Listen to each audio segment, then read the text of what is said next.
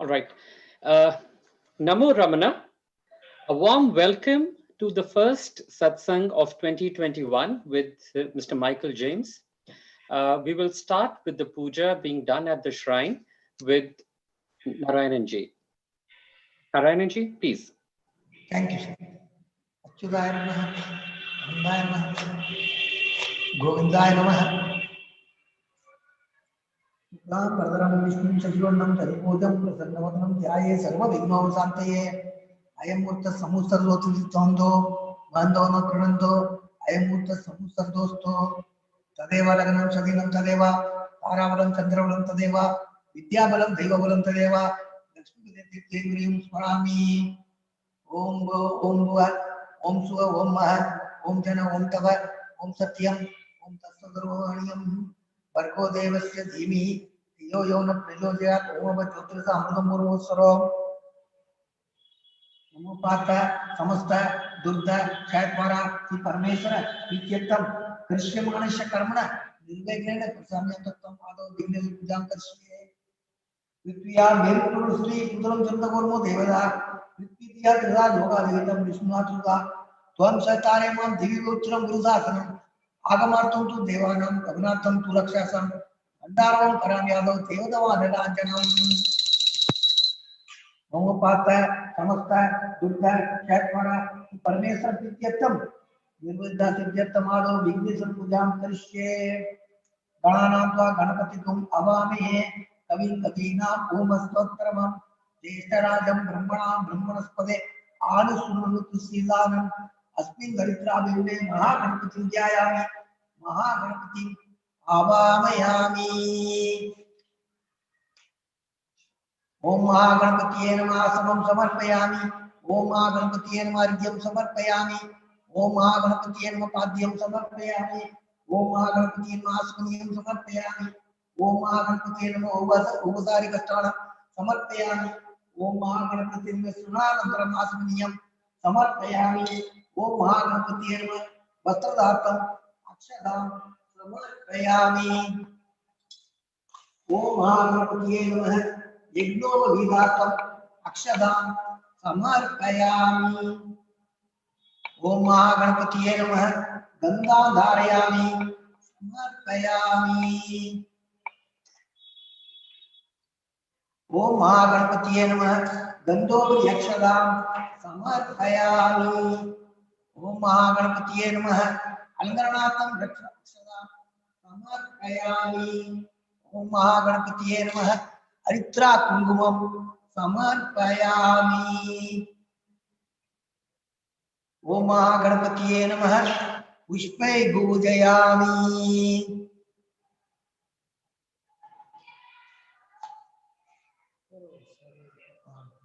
ओम सुमुखाय नमः ओम एकदन्ताय नमः ओम कपिलाय नमः ओम गजकर्णकाय नमः ओम लंबोदराय नमः ओम विघ्नाय नमः ओम विघ्नराजाय नमः ओम विनायकाय नमः ओम धूमकेतवे नमः ओम गणाध्यक्षाय नमः ओम बालचंद्राय नमः ओम गजाननाय नमः ओम वक्रतुंडाय नमः ओम शूर्पकर्णाय नमः ओम हेरंबाय नमः ओम स्कंदमूर्धवाय नमः ओम सिद्धविनायकरे नमः ओम शंकर मोक्ष विनायकरे नमः ओम आतुपुरपने विनायकरे नमः ओम महागणपतिये नमः नानाविध पर्वण पत्र पुष्पाणि समर्पयामि धूपार्थं समर्पयामि दीपार्थं समर्पयामि अक्षतां समर्पयामि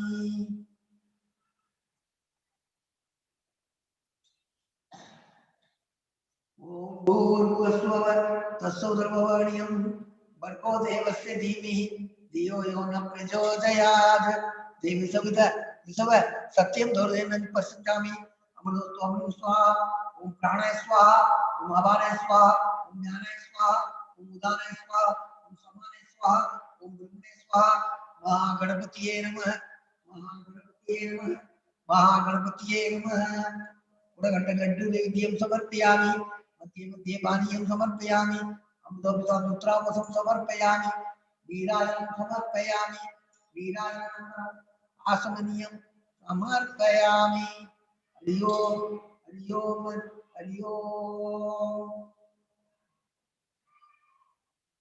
आसमनीयं समर्पयामि वक्रतुंड महाकाय सूर्यकोटि समप्रभ निर्विघ्नं कुरु मे देव कार्येषु सर्वदा गणपति प्रसादं शिरसा प्रणमामि ओम ओम भुवः ओम सुवः ओम महः ओम जनः ओम तवः ओम सत्यम् ओम तत्सर्वमयं भर्गो देवस्य धीमहि धियो यो न प्रचोदयात् ओम ज्योतिष अमृत पूर्वस्वरो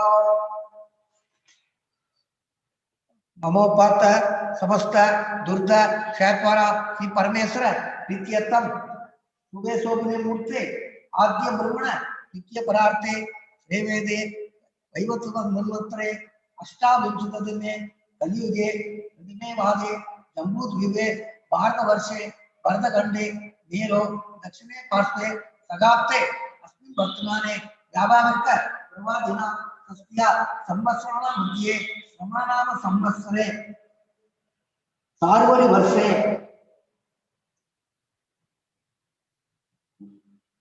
मार्गळि मासे हेमन्त ऋतु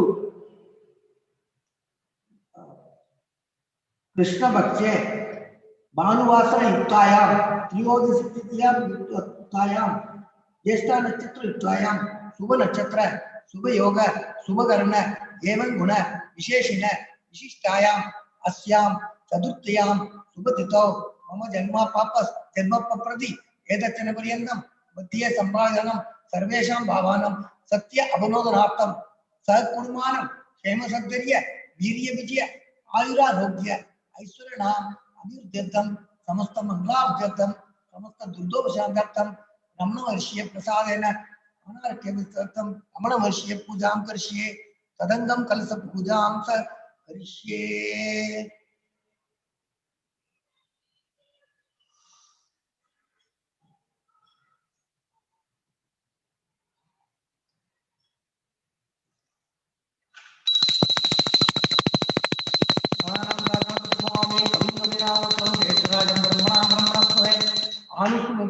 महागणपतिये नमः महागणपतिये नमः महागणपतिये नमः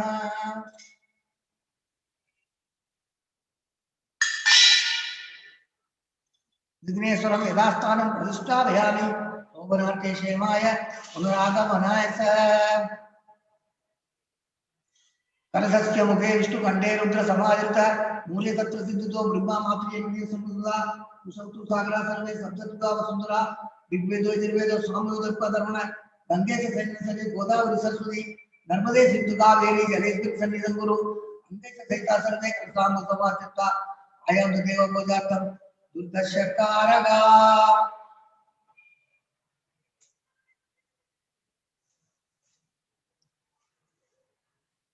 तंबूरा सागरोत्पन्नो विष्णुना विष्णुकरे देवे से पूज्यसे पूज्य सानंद से मुस्ते देवो देवालय प्रोक्तो देवो देवस्नानन अंजनवालय पूजा मोरे पूजिये ओम सकल गुणात्मशक्तिताय योगिरात्मने नमः आधार शक्तिये नमः मूल प्रकृतिये नमः आदिवराय नमः आदिगुरुमाय नमः अनंताय नमः पृथ्व्यै नमः आदित्यादि नवग्रह देवताभ्यो नमः दश दिक्पालेभ्यो नमः गुरु ब्रह्मा गुरु विष्णु गुरुदेवो महेश्वरा गुरु साक्षात् परम ब्रह्मा तस्मै से गुरवे नमः ओम अस्ति प्राण प्रतिष्ठा मंत्रस्य ब्रह्मा विष्णु महेश्वरा ऋषि ऋग्वेद सामधर्माणि संतांसि सकल जगत सृष्टि दधि संहार कारिणी प्राण शक्ति परादेवता आम बीजम हरिम शक्ति रोम कीलकम प्राण प्रतिष्ठा विनियोग आम अंगुष्ठाभ्यां नमः हरिम दर्जनीभ्यां नमः रोम मध्यमाभ्यां नमः आम अनाभिलाभ्यां नमः हरिम घनिष्ठिकाभ्यां नमः रोम कर्णलघुष्ठाभ्यां नमः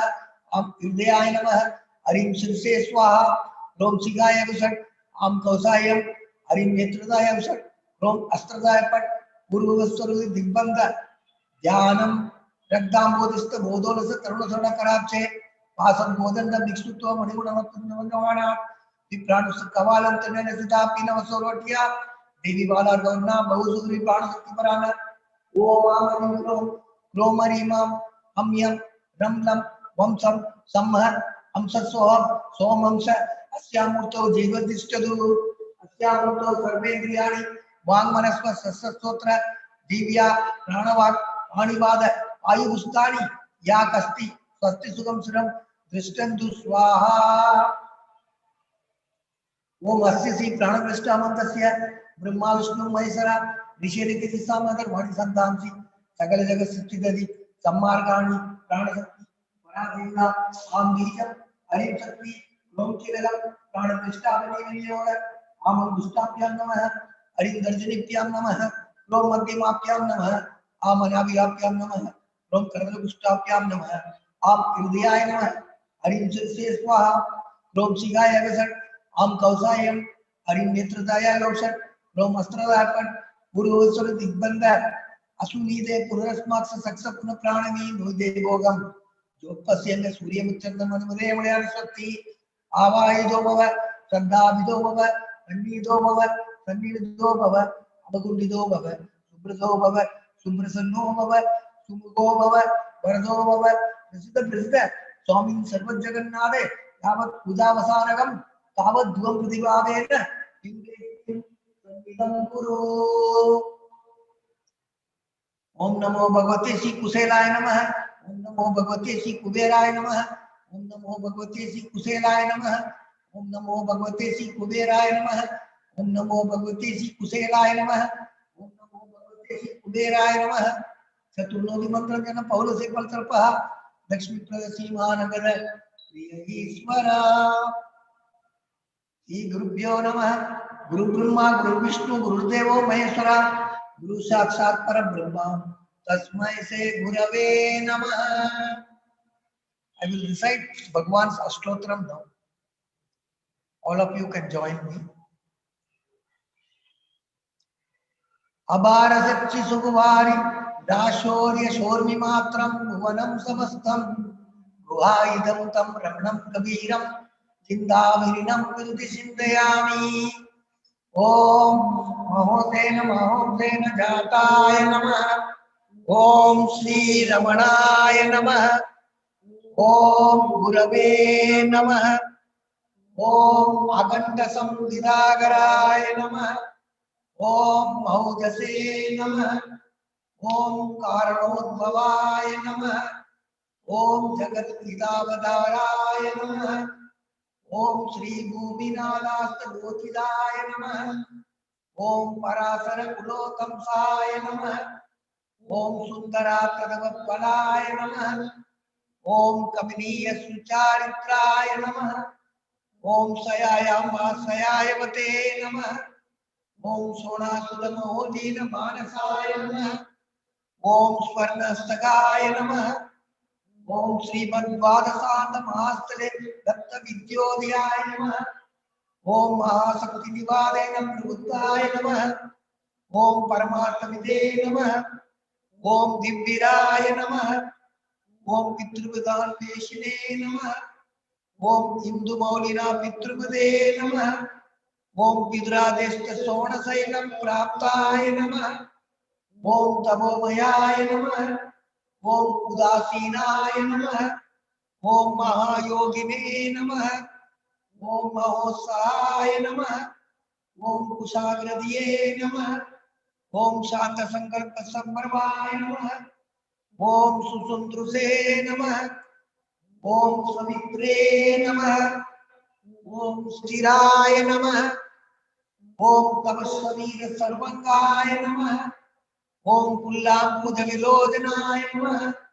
ओम चंद्रिका सिदास श्री बिंदिदानिर मंडलाय नमः ओम सुदवाक्यां समासीनाय नमः ओम सूर्निदाकिल विप्रमाय नमः ओम वेद वेदांग तत्तज्ञाय नमः ओम चिन्मुद्रे नमः ओम त्रिगुणाधिकाय नमः ओम विरूपाक्ष गुआवासाय नमः ओम विराजदशलाकृतिये नमः ओम उच्चित्त नयनाय नमः ओम पूर्णाय नमः ओम रसिदासुरतांडवाय नमः ओम गंभीराय नमः ओम परमाचार्याय नमः ओम सुप्रसन्याय नमः ओम अभयप्रदाय नमः ओम दक्षिणास्य निवाय नमः ओम धीराय नमः ओम दक्षिणाभिमुखाय नमः ओम स्वराजे नमः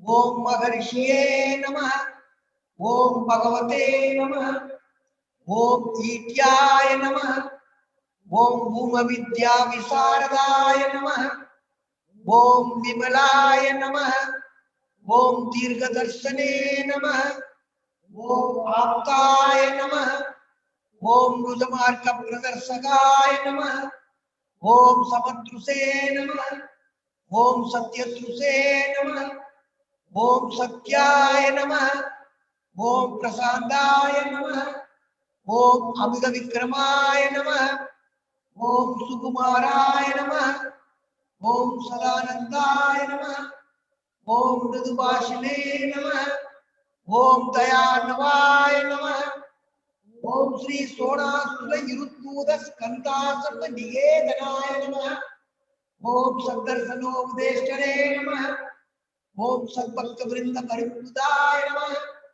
ओम गणेश मुनि भृंगेन सेवितात्मसरोर्वाय नमः ओम गीतोपदेश सारादि ग्रंथ संक्षिप्त संशयाय नमः ओम वर्णाश्रम मदादीताय नमः ओम रसज्ञाय नमः ओम सौम्याय नमः ओम आत्मवदे नमः ओम सर्वावधि मनस्तानां मारात्याय नमः ओम सर्वसद्गुणिने नमः ओम आत्मारामाय नमः ओम महाभागाय नमः ओम मातृमुक्ति विदायाय नमः ओम विनदाय नमः ओम विरुदाय नमः ओम विप्राय नमः ओम मुनीन्द्राय नमः ओम पावकोद्वराय नमः ओम दर्शनागत सम्मारिणे नमः ओम मौनेन स्वात्म बोधकाय नमः ओम निर्जान्ति कर्तानित्याय नमः ओम स्मृणात् बन्धन मोचकाय नमः ओम अंतस्मीर चंडांशवे नमः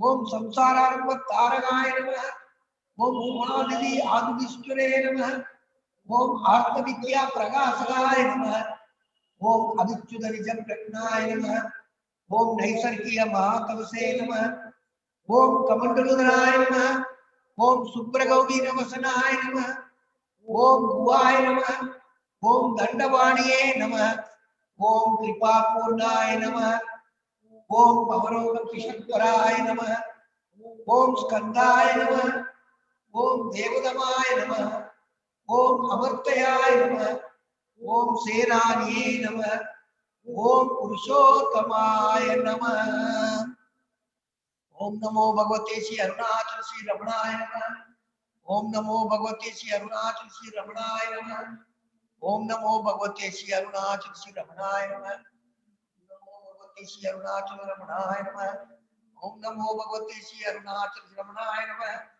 ओम नमो भगवते श्री अरुणाचल रमणाय नमः कार्तिकाय नमः मुरुगाय नमः वल्ली देवाय नमः सुब्रह्मण्याय नमः स्वामीनाथने नमः दक्षिणामूर्तिये नमः नटराजरे नमः भैरवरे नमः नंदिमहेश्वराय नमः शिव पार्वतीये नमः शिव पार्वतीये नमः शिव पार्वतीये नमः हरि ओम हरि ओम हरि ओम.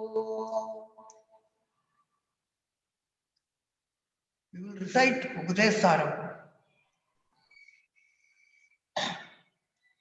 कर्तुराज्ञया प्राप्यते फलं कर्मगिंवरं कर्मदज्जनं प्रीतिमातदो तदनकारणं फलमशाश्वतं तद्विरोधकम् ईश्वरार्पितं नेचयाकृतं सिद्धशोधकं मुक्तिसाधकं कायवाङ्मन कार्यमुत्तमं भूजनं जप चिन्तनं क्रमा जगदीशनी मुक्तसेवनम् अष्टमूर्तिभिः देवपूजनम् उत्तमस्तवा दुच्चमन्तद सिद्धजं जप ज्ञानमुत्तमम् आब्जधारया श्रोतसासमम् सरलचिन्तनम् विरलरवरम् वेदभावना सौवमित्यसौ भावनाविदा भावनीमदा भावशून्यस भावसुस्तुति भावना बला भक्तिरुद्गमा तिरुस्तलेपन स्वस्थता क्रिया भक्ति योग बोधार्थनिश्चितम् वायुरोदना दीयते मन जालभक्षिव रोधसाधनम् सिद्धवायव सिद्धियायुधा सागयोर्वै शक्तिमूलका लय विनाशने उभयरोदने लय कदम पुनर्भवदिनोऽमृतम् प्राणबन्धना दीनमानसम् एकचिन्तना नासमेत्यद नष्टमानसो दृष्टयोगिन कृत्यमस्तिं स्वस्तिनं यद दृश्यवारितं सिद्धमात्मन सित्वदर्शनं तत्वदर्शनं मानसं दुःखिं मार्गणे कृते नैव मानसं मार्गार्जवा वृद्धयस्त्वहं वृत्तिमाश्रिता वृद्धयो मनो विद्यहं मन अमयं बुधो भवति किं वद ऐपदत्यहं निजविचारणम् अहं विनाशभाग्यहमहं दया स्फुरति स्वयं परमपूर्णस इदमहं वदा अभिज्ञमन्वहम् अहमिलीनके अप्यल्लसत्लया विग्रहेन्द्रिय प्राणवीतम नामसे कस सज्जनं रस सत्ववासिका सित्ववेदन सद्दयायिति सिद्धयाय ईशजीवयो वेशदीविता सत्स्वभावतो वस्तुदेवरं वेश आनल स्वात्मदर्शनम् ईशदर्शनम् स्वात्मरूपत आत्मसंस्थिति स्वात्मदर्शनम् आत्मनिर्भया आत्मनिष्ठा ज्ञानवर्जिता अज्ञानहीनची ज्ञानमस्ति ज्ञातुमन्तरम् स्वरूपमि आत्मदर्शने अव्यया भवा पूर्णसिस्सुगम् बन्धमुक्त्यदि सम्बरं सुगम् विन्ददीयहि वस्तुदैविक अहमवेदनम् निजविमानवम् महति तमो रमणवादियम् महति तमो रमणवादियम् महति तमो रमणवादियम्. Narayananji, thank you so much. Namo Ramana, and a very, very warm welcome to all the devotees for the first satsang of 2021. We have Mr. Michael James with us. Without taking any more time, I would request Mr. James to please commence the satsang. Sir. Namaskaram. During our meeting last month, I gave an overview of Uludunapadu, focusing particularly on how Bhagavan repeatedly emphasizes that the root of all problems, the root of the whole appearance of multiplicity, is only ourself as ego. So this month, I will focus more deeply so what I'll focus more deeply on today is the question, what is the solution to this root problem? In other words, how are we to eradicate ego and just be as we actually are? I did touch upon this last time because the same verses in which Bhagavan emphasizes that ego is the root problem, he also emphasizes what it means to get rid of ego. But this is the most important aspect. That is, having identified the disease, what is the cure? What is the remedy for this disease? That is what Bhagavan makes very, very clear in Uludunapadu. So that's what's so important about this text. It's such a practical text. In the very first verse, the very first Mangalam verse, Bhagavan talks about, that is talked about what is the practice, what is the solution, but he explains it in a very high level way, but he explains, but he elucidates in later verses. But what he says in the first Mangalam verses, actually when he first composed this verse, it was a Kurul Vemba. That is just a two-line Vemba. So I'll first discuss the Kurul Vemba, and then I'll discuss how he elaborated on it. That is, in its original form, the Mangalam verse was simply Ulla Porul, Ulla Levon, Ulla Te, Ulla Padi, Ulla De, Ullal Una. That means who, that is, sorry, it can mean who, but also how to think of the existing substance, which is, no, not even which is called heart, that was added later. So how to think of the existing substance, the Ullaporul, that means the Sat Vastu. So how are we to think of that? And then the answer he gave is, Ullate, Ullapadi, Ullade, being in the heart as it is, Ullal is thinking of it or meditating on it. Una, know that. This is a very aphoristic way of saying it. When Bhagavan composed Uludunapadu, it first consisted of 42 verses plus this one Kurul Vemba as a Mangalam verse. Before it went to print, it was seen by Kavyaganta Ganpati Sastri. He knew Tamil to some extent, but he didn't have a very good knowledge. He didn't have a very deep knowledge of Tamil because his mother tongue was Telugu and the language in which he specialized was Sanskrit. So when he was told about Uludunapadu, he wanted to have a look at it. And the first thing he said is, why is all the other verses are 4 lines? Why is this the Mangalam verse only 2 lines? So Bhagavan said, okay, I'll make it 4 lines. So he added the first 2 lines. And then the next comment of Ganpati Muni is, how can this be an appropriate Mangalam verse? There's no mention of God in it. That is, there's no mention of a personal God.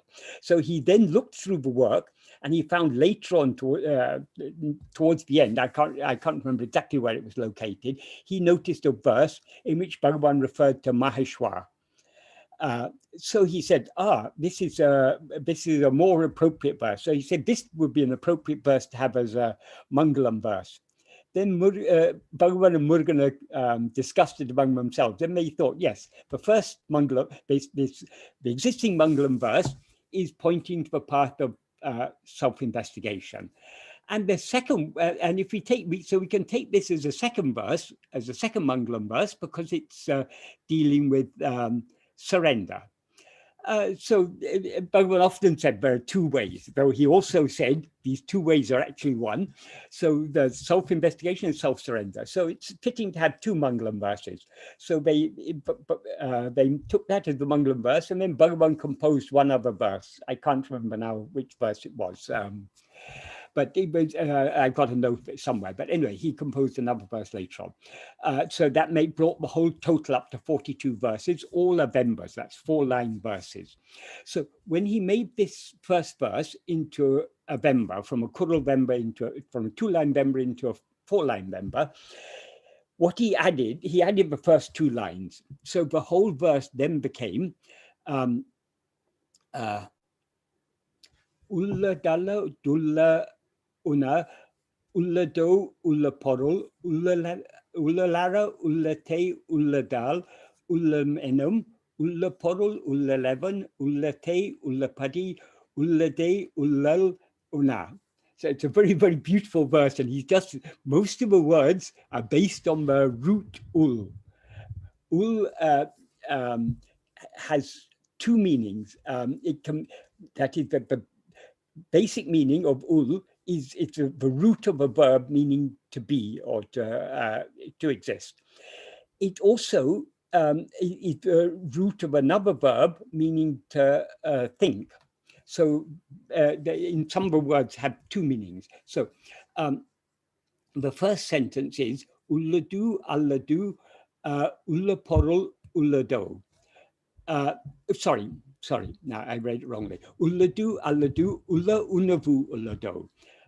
That is, this can be interpreted in several ways. The basic meaning, or the primary meaning is ulladu alladu. If ulladu were not, ulla unavu ullado, would there be ulla unavu?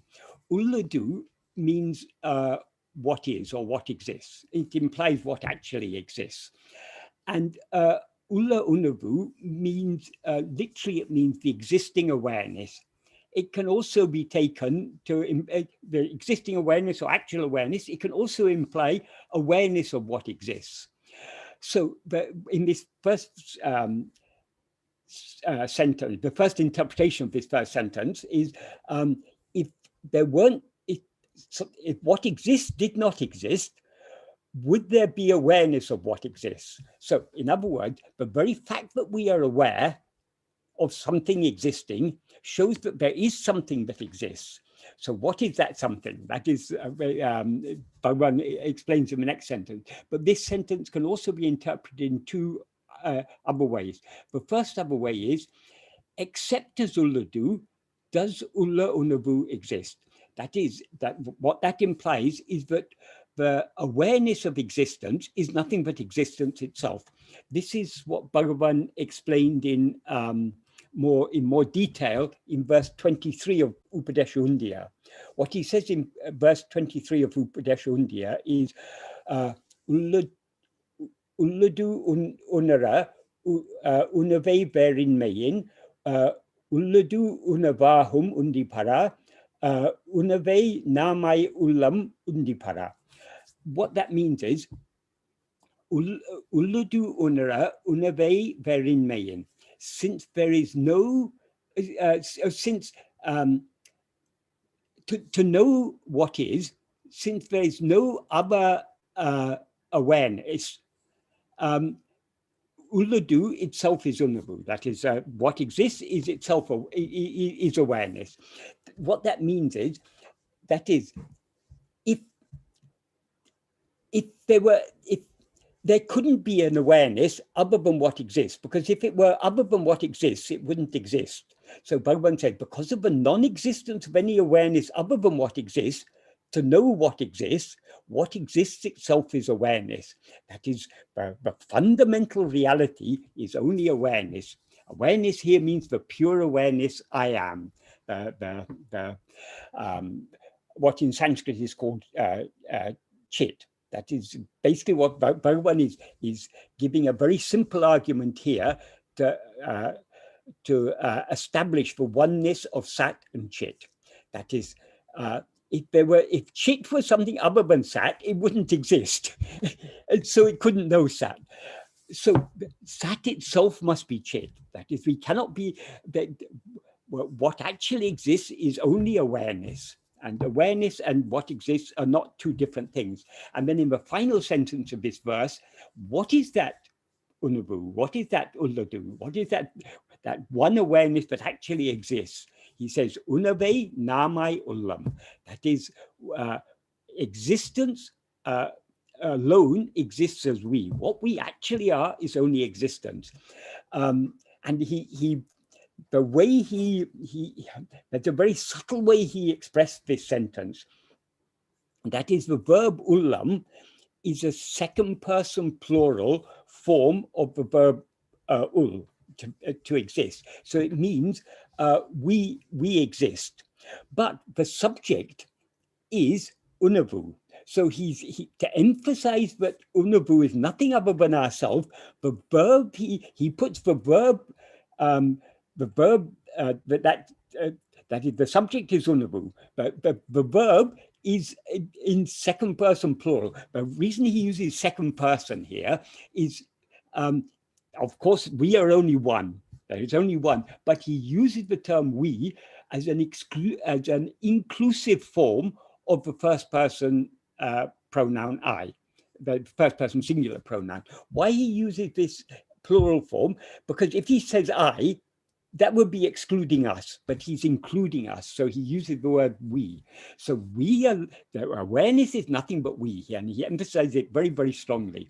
So this verse helps us to understand, because he composed Upadeshundiya before Lutanaptu. So this verse helps us to understand the second meaning of this sentence, which is perfectly in line with that both meanings are equally appropriate. If there weren't something that exists, there couldn't be awareness of something that exists, or there couldn't be, no awareness could exist at all. So, but it also means that awareness of what exists cannot be other than what exists. So that's the second meaning of this first sentence of first Mangalam verse of Lutanapadu. There's also a third meaning, because ulla can mean what exists. It can be that is an relative pronoun or an adjectival, a relative participle or an adjectival participle, meaning that exists. It can also mean to think, because ulla is a verb that means to think. So another interpretation of this first sentence is, other than ulladu, is there an awareness to think of it? So in order to, that it can be awareness, but thinks of ulladu be other than ulladu. So that's a third meaning of his sentence. Then he goes on to, sorry, someone has unmuted their mic and it's creating a bit of disturbance. It's creating some background sound. The shrine. Thank you. Sorry about that. Then in the second sentence, he says, that is, what is this ulladu? What is this ulla unavu? In the second sentence, he refers to it as ulla porul. Porul is a Tamil word that means the same as vastu in Sanskrit. In other words, it means substance. So ulla porul is the existing substance. In other words, it refers to the same thing, but the term ulladu exists. That is, what actually exists is only the substance. That is, when we see, for example, an analogy Bhagavan used in verse 13 of Lutanapadu is the analogy of gold and ornaments. What actually exists there is only gold. But gold may take different forms. It may appear as a ring, it may appear as a necklace, it may appear as a bangle. But the substance is only gold. So what is real is only the gold, because the same gold you can melt and make it. You can make the ring into you can melt several rings together and make them into a bangle or into a necklace. So the forms are just a temporary appearance. They're not real. What is real is only the substance. That's an analogy. But here, Bhagavan is referring to what actually exists. That is the substance.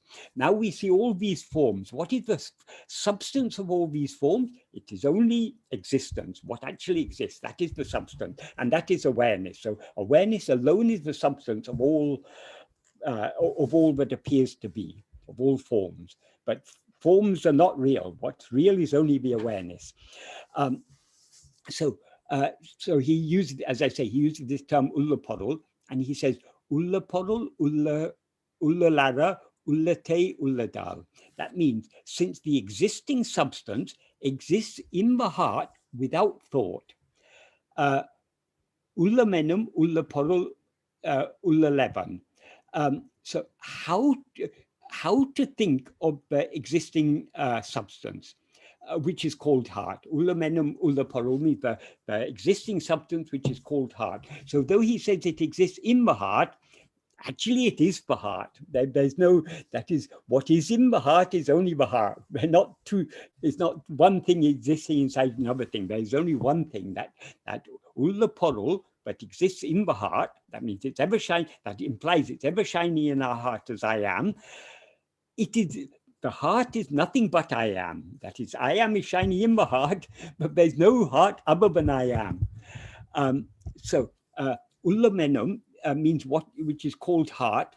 Ullam also, as I said, it's also the second person plural form, sorry, first person plural form of the verb ul. So it means we are, or in other words, it implies I am. So another meaning for ulla menum, that ulla porul is called heart, and it's also called I am. So that's another meaning. There's so much meaning Bhagavan has packed in here. So what is the significance of this question? As I say, when Bhagavan originally composed the verse, he simply put the question, Ulla Porul Ulla Leban, how to think of the existing substance. But here he's explaining it. Since that existing substance exists in the heart and is called the heart, and it is what is called the heart, and it exists ullalara, without thinking or without thought. So that is what the reality is, transcends all thought. So how can we think of that which transcends thought? That is the question he puts here, and then the answer he gives is ullate, ullapadi, ullade, ullal. That is being in the heart as it is, alone is contemplating it or meditating on it. That is, in order to know it or to meditate on it, we just have to be it. As he says in verse 26 of Upadesha Undiyar, he says very nicely, Tanai iritale, tanai aridalam. Being oneself alone is knowing oneself.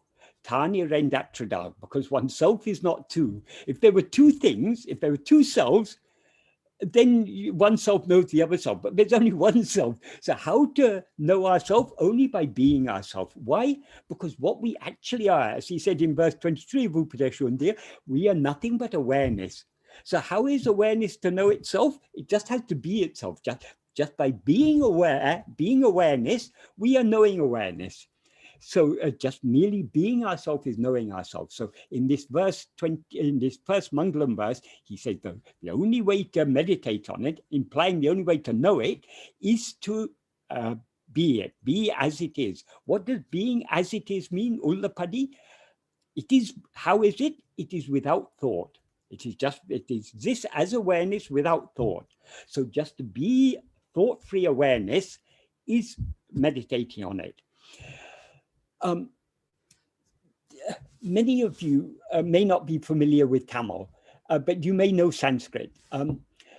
It is very well known that Bhagavan has composed 38 verses in Sanskrit. That is the 5 verses of Arunachal Pancharatnam, the 30 verses of Upadesha Saram, and the 3 verses of Muktakatrayam, the 3 miscellaneous verses. That is Hridaya Guhara Madhye, Deham Rinmaya, and Ekamaksharam. These 38 verses are very well known.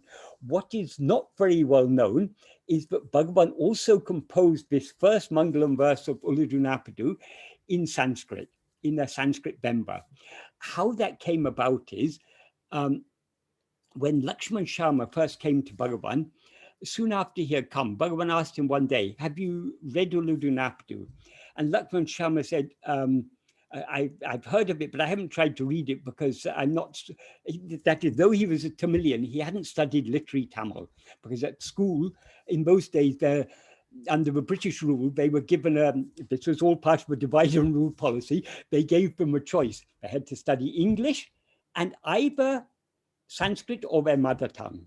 So most Brahmins tended to opt for Sanskrit. So often, well, previous to that British education policy brought in by Macaulay, any educated person would know both that in Tamil Nadu or in any part of India, they both know both their mother tongue and Sanskrit. That is, in Tamil Nadu, any educated person, whether Brahmin or non-Brahmin, if they were educated, they would study both Tamil and Sanskrit. And they would be able to understand both Sanskrit literature and Tamil literature.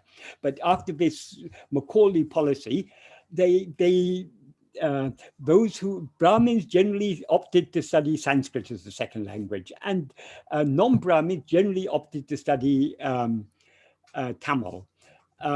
Which was a very unfortunate, had the unfortunate effect that many people like Lakshman Sharma, a well-educated person, though he was Tamil was his mother tongue, he had difficulty understanding literary Tamil.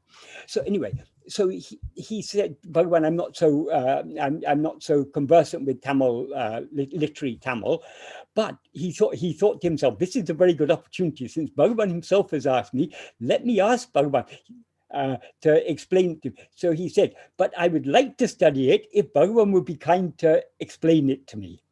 And Bhagavan said, certainly, yes. So Bhagavan started to explain to him the verses. And since Lakshman Sharma had a love for Sanskrit, and he was a moderately competent poet in Sanskrit, he said to Bhagavan, while you're explaining to me, I would like, first he asked Bhagavan to translate it into Sanskrit.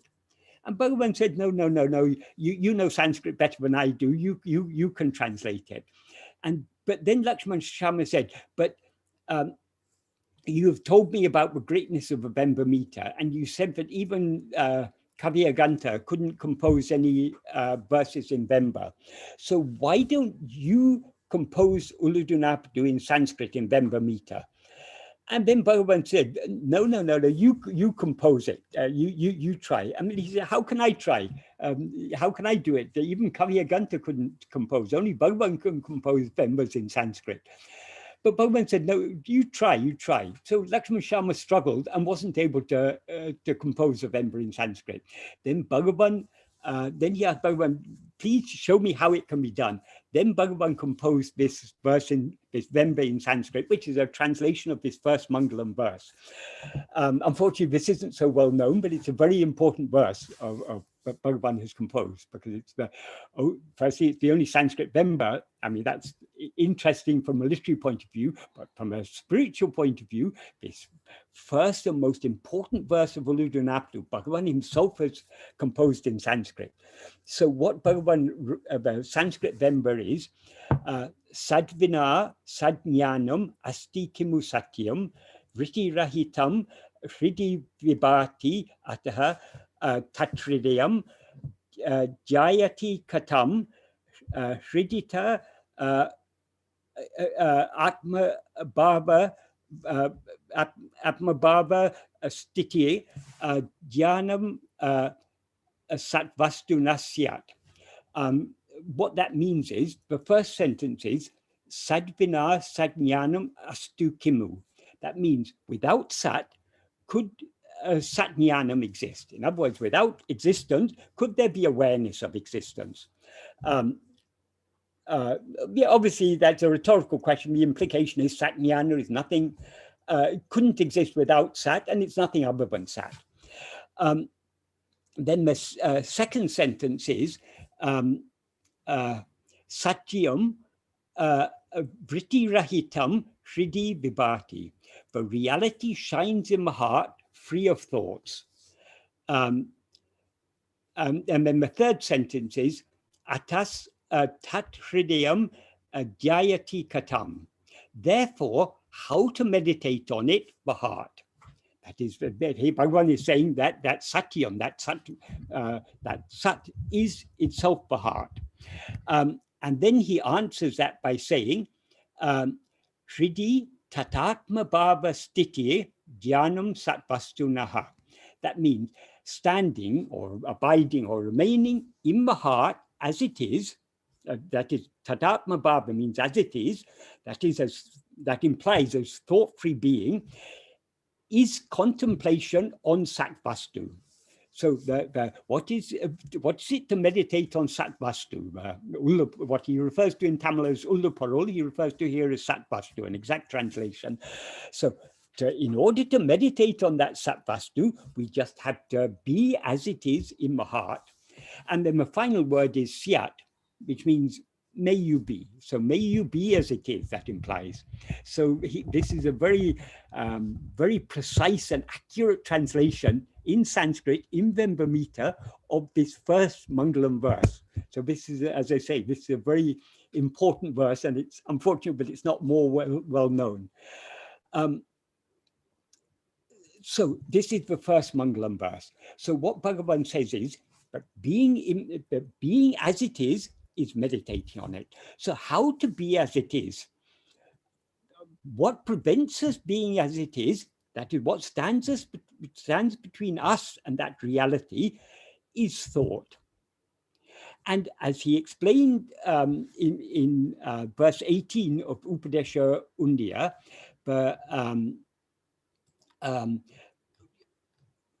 mind is a collective name for thoughts, but of all thoughts, the root of all thoughts, the first of all thoughts, is the thought called I, that is ego. So long as we rise as ego, that whenever we rise as ego, as Bhagavan says in verse 25 of Uludunapadu, ego comes into existence grasping form. It stands grasping form. And it grasping and feeding on form, it flourishes. So all forms of thoughts, and all thoughts are forms. So what he refers to there as a form, we can equally refer to. So the root of all thoughts is only the first thought, I. Why is it the root of all thoughts? Because all other thoughts are jada. They are not aware of their own existence. The only thought that is endowed with awareness, not pure awareness, it's what is called chittabhasa, the reflection of awareness, is this first thought, I.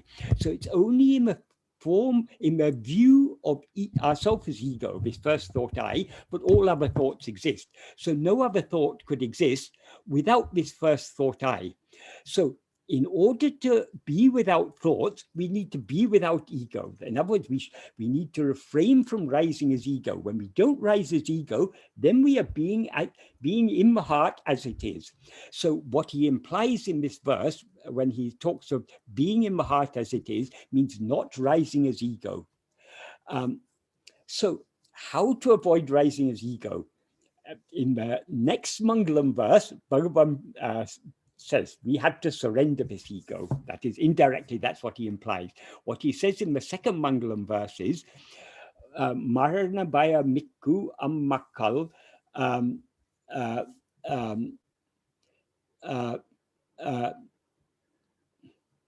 Marana Baya Mikku Ammakal Arunaha Marana Baba Ila Mahesan Saraname Saba. That is, those who those ammakal means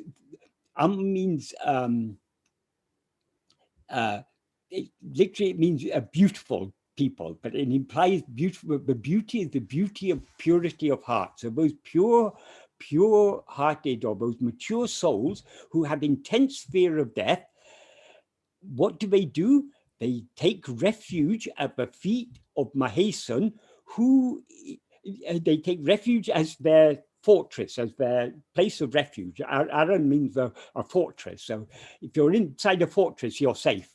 So they take refuge as their fortress at the feet of Marana Baba Mila Mahesan. That is Mahesan, who the Supreme Lord, who is devoid of birth and death. So if we have this fear of death, so long as we rise as ego, we experience ourselves as a body, and this body is surely going to die. So the fear of death is always there in the background. We may not dwell on that, but we all fear death. But because of our attachment to this manifold existence, our mind is always going outwards and we're forgetting about our own mortality. But if we are sufficiently mature, that intense fear of death will come. And when that intense fear of death will come, where is the refuge? Only by clinging to the feet of the birthless and deathless Mahesan. And then in the next sentence, he says, Tam Sarvodu, Tam Sarvu Utra, by their taking refuge. In other words, by their surrender. So taking refuge means surrender, surrendering to the feet of Mahesa. So by their surrender, they attain death. They die as a result of their surrender. That, in other words, when ego surrenders, it dies. And having died, will they bear? In the last sentence, he says, Savu enum sarvaro sarvadava. That is, having died, they become deathless. So will those who are deathless be associated again with the thought of death? That is, having died as ego, we will no longer identify ourselves as a body, so we'll no longer have any thought of death. To understand what he means here by taking refuge at the feet of Mahesan, that means surrendering to the feet of Mahesan. What does he mean by surrendering? This is what he explains very clearly in the first sentence of the first sentence of the 13th paragraph of Nana. Here he defines what is it to give ourselves to God. In other words, in order to take refuge at the feet of God, we have to be ready to give ourselves to him. We have to entrust ourselves entirely to his care. So how do we give ourselves to God? He explains in this sentence, Anma chintane tavira, vera chintane kalambavataku, satram idam kodamal, atmanishta paranai iripade, tanai isanaku alipadam. Atmanishta paranai iripade means being as Atmanishta Paran, one who is firmly established as oneself. So being firmly established as oneself is giving ourself to God. So ourself here means our real nature. So to be firmly established as our real nature, in other words, to be in the heart as it is, that is giving ourselves to God. But how do we remain established as Atmanishta Paran? How do we remain in the heart as it is? That is what he explains in the first clause.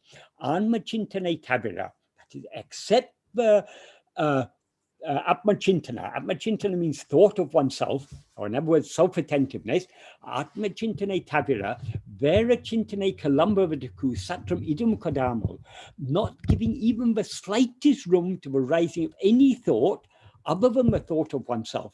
In other words, being so keenly self-attentive, but we give no room to the rising of any other thought, that is being in the heart as it is. That is being Atmanishta Paran, and that is giving ourselves to God. So this sentence of Nana, he ties together the meaning of these two Mangalam verses. How to be in the heart as it is, we must surrender. How to surrender, we must be so keenly self-attentive, but we give no room to the rising of any other thought. Then only we can be in the heart as it is. So all these Bhagavan's teachings are so beautifully interconnected. Every teaching of his is connected to every other teaching. So the connection between these things is so beautiful and so important. So I've spent a long time talking about these verses. Now, so the point is, now we have to remain without rising as ego. So only when we avoid when we give no room to rising any other thoughts, that it includes, we have to cling firmly to self-attentiveness. And by clinging to self-attentiveness, we thereby prevent the rising of ego. So the verses in which Bhagavan deals with this in most detail are really the core verses of Uludunapadu. So I will now jump to these core verses.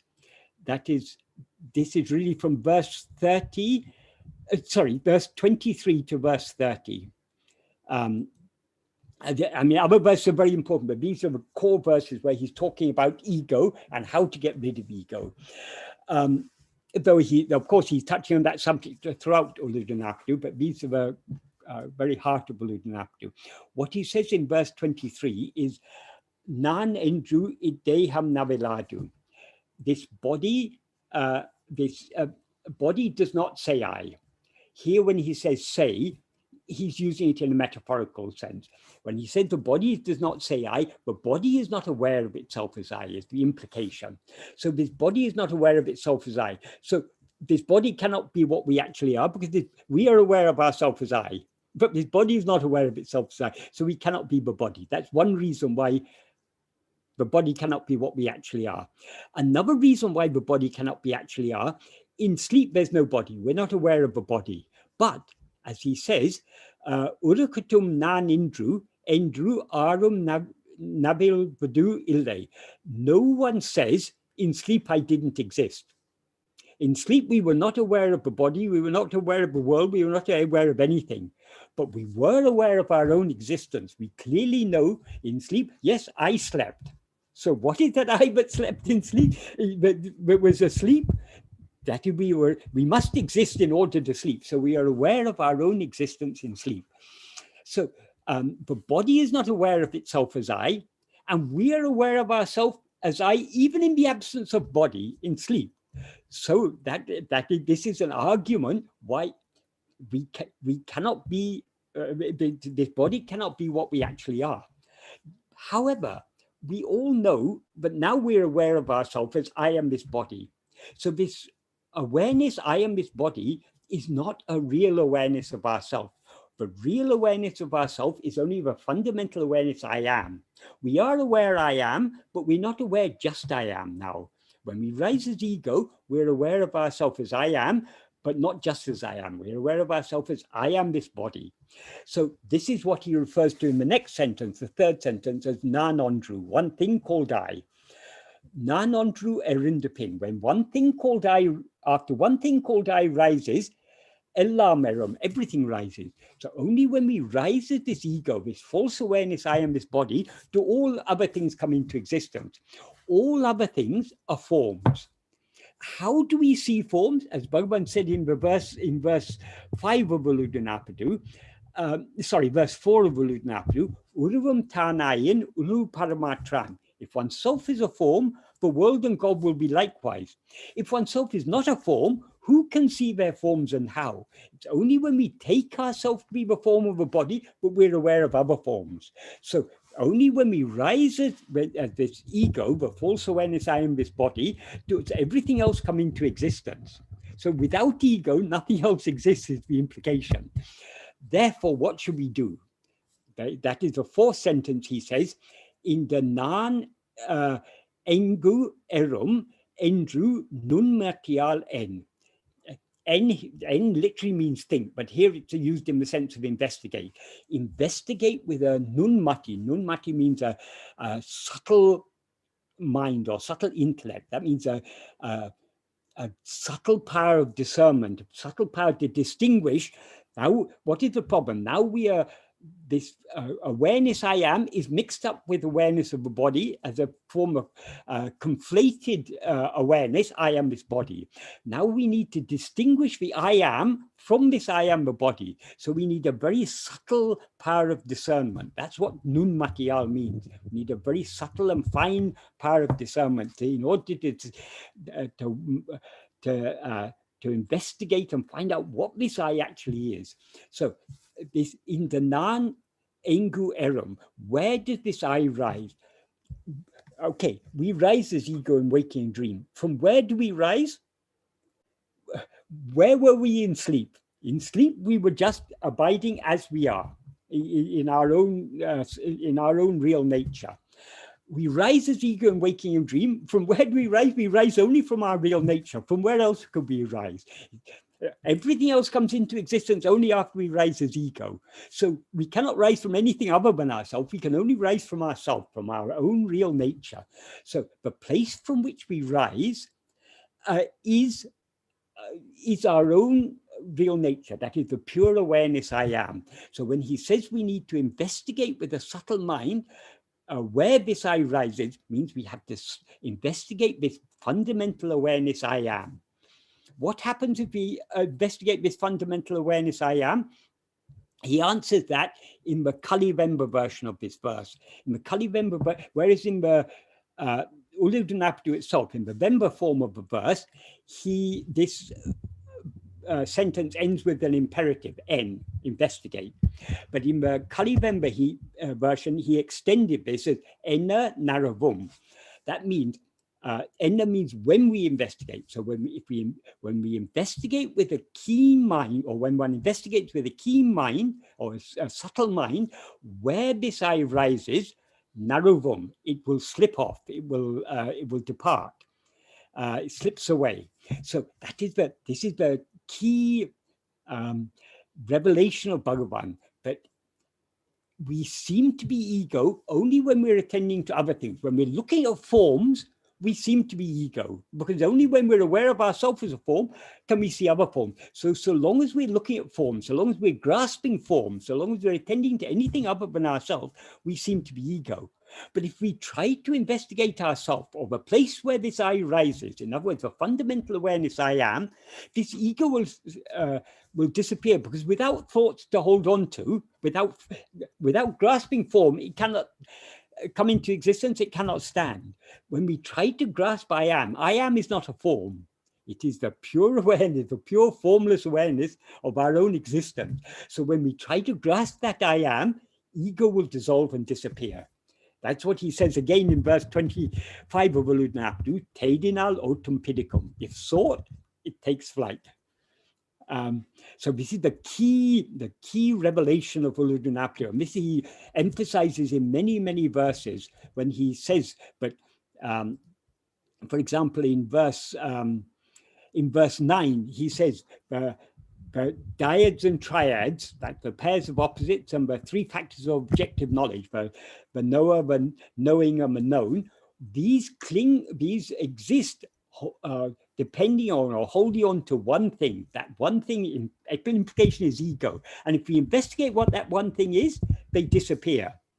And then in verses 10 and 11 of Uludunapadu, he talks about knowledge and ignorance. To whom of this knowledge and ignorance?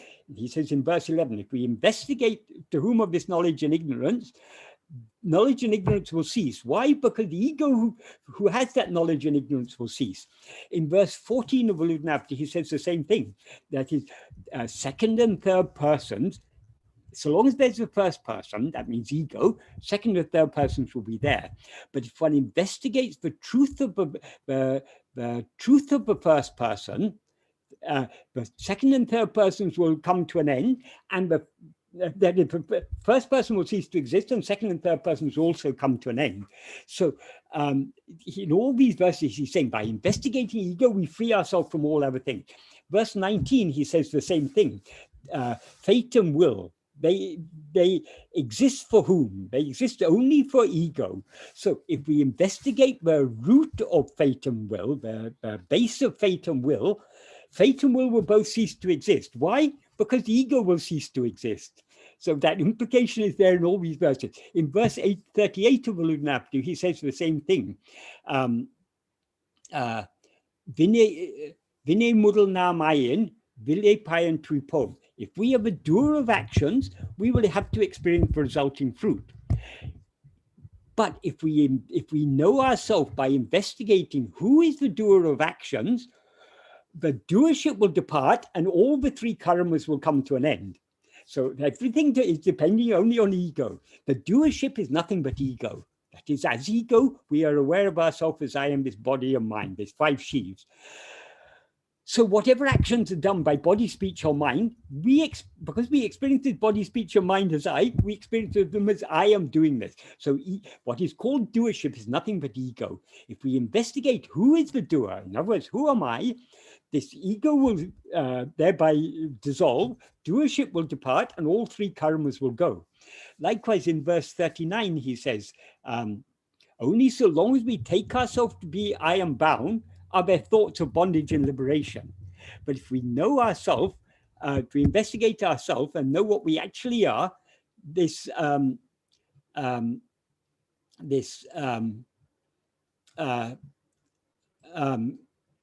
I'll just find the verse.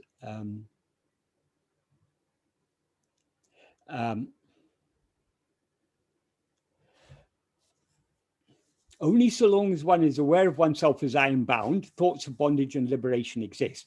When one looks at oneself to see who is, or to, one looks at oneself to see who is the one who is bound, oneself thereby,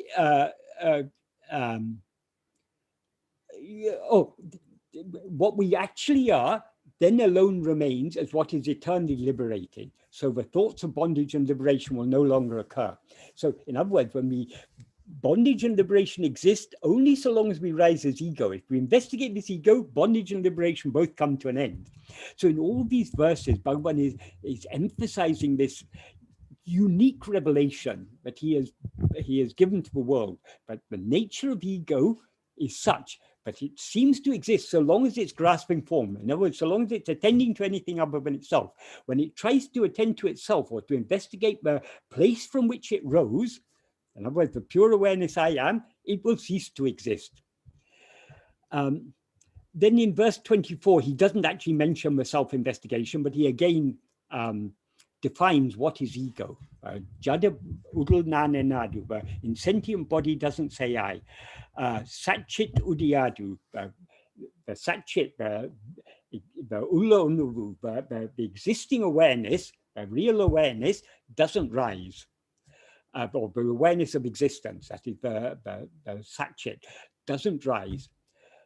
But between this body which isn't aware of itself as I and this satchit which doesn't rise, something, udal alava, to the extent of a body, nanondru, one thing called I, udikum, rises, ideal, between these two.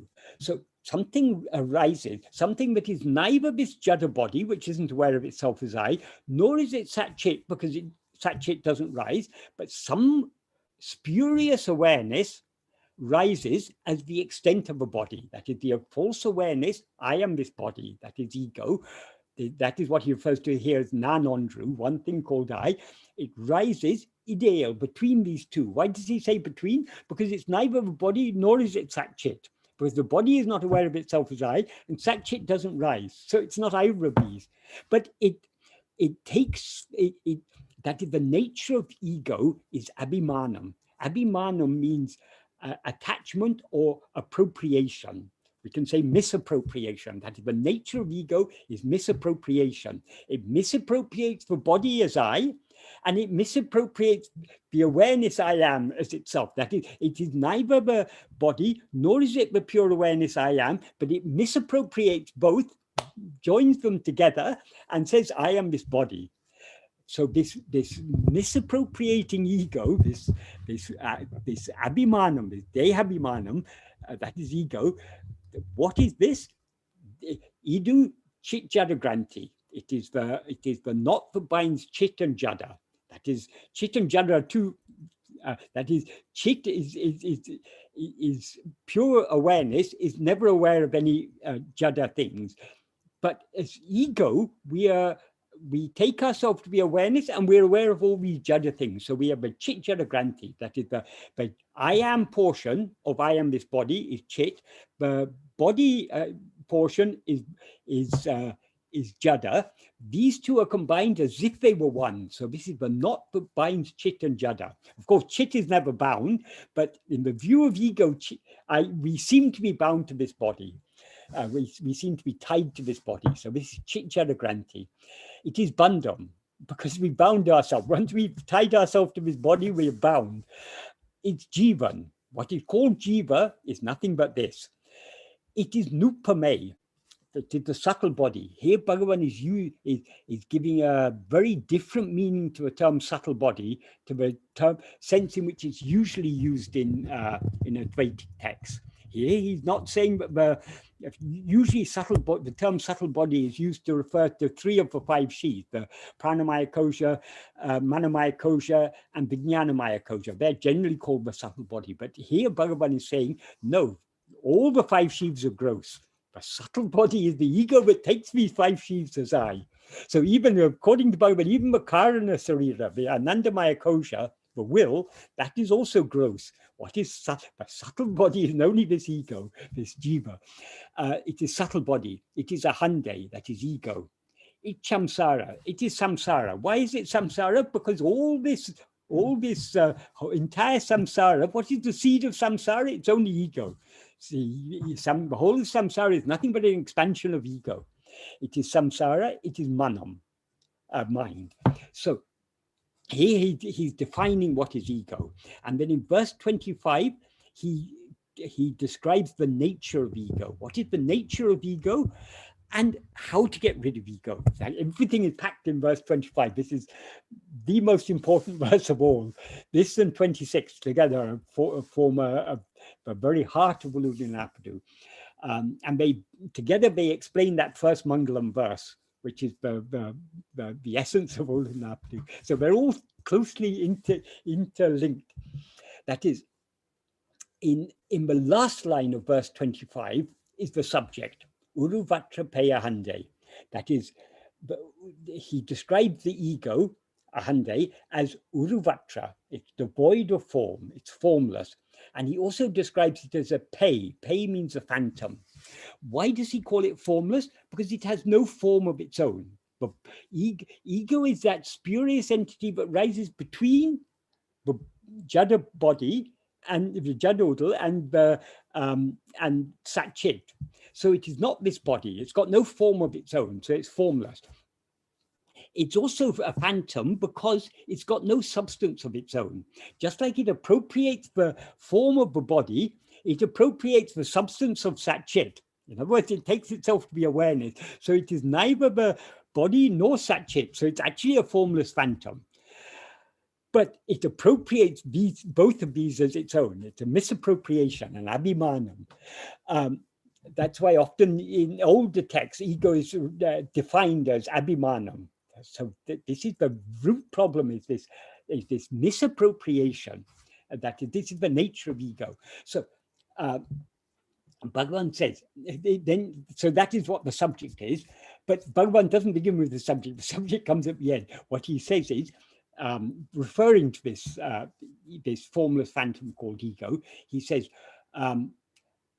Urupatriyundam, grasping form, it comes into existence. That's only by taking by attaching ourselves to the form of a body and taking that body to be I, misappropriating that body as I, it comes into existence. So the first form the ego grasps is the form of a body, but only when it takes a body as I, the form of a body as I, can it thereby experience other forms, as he says in verse 4 of Uludinapadu, which I referred to a little while ago.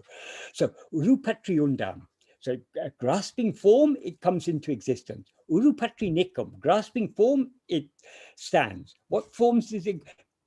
First, always it's grasping the body as I. And also it grasps other things. Having grasped the body as I, it can then grasp other forms. So grasping form, it stands. So without grasping form, the ego cannot stand, is the implication. Urupatri undu mika ongum. Grasping and feeding on forms, it flourishes abundantly. That is, the more we attend to form, the more we attend to things other than ourselves, the more ego flourishes. Uruvittu urupatram. Leaving form, it grasps form. That is, the ego doesn't remain for a moment without grasping form. Bhagavan, probably you're aware of a certain type of worm. You don't get it in Europe, but in India you sometimes see it. It's a particular type of worm that has suction pads, I think probably they are, at the head and at the tail. And how it moves, it holds on to something with the front end, and then it lifts the whole back, curved up, and it lifts up the back end and brings it close to the front end. And then it lifts itself up again and moves forward. So it's got a particular movement. Bhagavan compared ego to that worm, because just like that worm will always be holding some form. It will let go of the previous form only after it's held a new form. So uru victu uru patram. As soon as it lets go of one form, it grasps another form. That is, whenever, now we take the form of this body as I, but in dream, we are not we're not aware of this body. When we fall asleep, we leave this body, but in dream, we project another body and we take that as I. So, and when this body comes to an end, if ego isn't destroyed, we'll project another body. So this is how there's life after life after life. This is all because of this form grasping nature of ego. So it cannot leave, ego cannot stand without grasping form. When we are too tired to grasp form, what happens? We fall asleep. Ego subsides into sleep because it can't stand without grasping form. So what is the solution? How to get rid of this ego? We get rid of ego every day when we fall asleep, but that's not a permanent solution because it pops up again in, either in dream or in the next day in waking. So merely subsiding in sleep, that is manolaya, that's not a solution. We want to bring about manonasa, the state in which ego doesn't rise. As Bhagavan says in verse 13 of Upadesha there are two forms of complete cessation of mind. There's laya and nasa. What is dissolved in laya will rise again. What is dissolved in nasa will not rise again. That's the difference between them. So we want to bring about nasa. So how do we bring about nasa? The solution is ego stands only by grasping form. When it doesn't grasp form, it subsides into laya. Since the nature of ego is grasping, instead of trying to grasp other forms, let us try and grasp ourselves. That is what Bhagavan means in the final sentence, Tedinal otum pidicum. If sought, it takes flight. Who is to seek and what is to be sought? It is ego is to seek itself, or to seek its own reality, the source from which it rose. In other words, to seek what actually am I? So ego needs to try to let go of, in order to investigate itself, it needs to let go of other things. So it needs to try to grasp itself. When ego tries to grasp itself, since it is a formless phantom, it dissolves back into its source. That is how the annihilation of ego is brought about. So if sought, it takes flight. That means if we try to investigate, the more keenly we investigate this ego, the more it will subside and dissolve back into its source. And if we investigate ego so keenly that we thereby turn our back, so to speak, on all other things, in other words, if we turn a full 180 degrees away from phenomena back toward to face ourself alone, aham mukhamam, Bhagavan says, facing I, that is facing inwards, to face ourself alone. If we turn the full 180 degrees to face ourself alone, we thereby cease to be aware of anything else.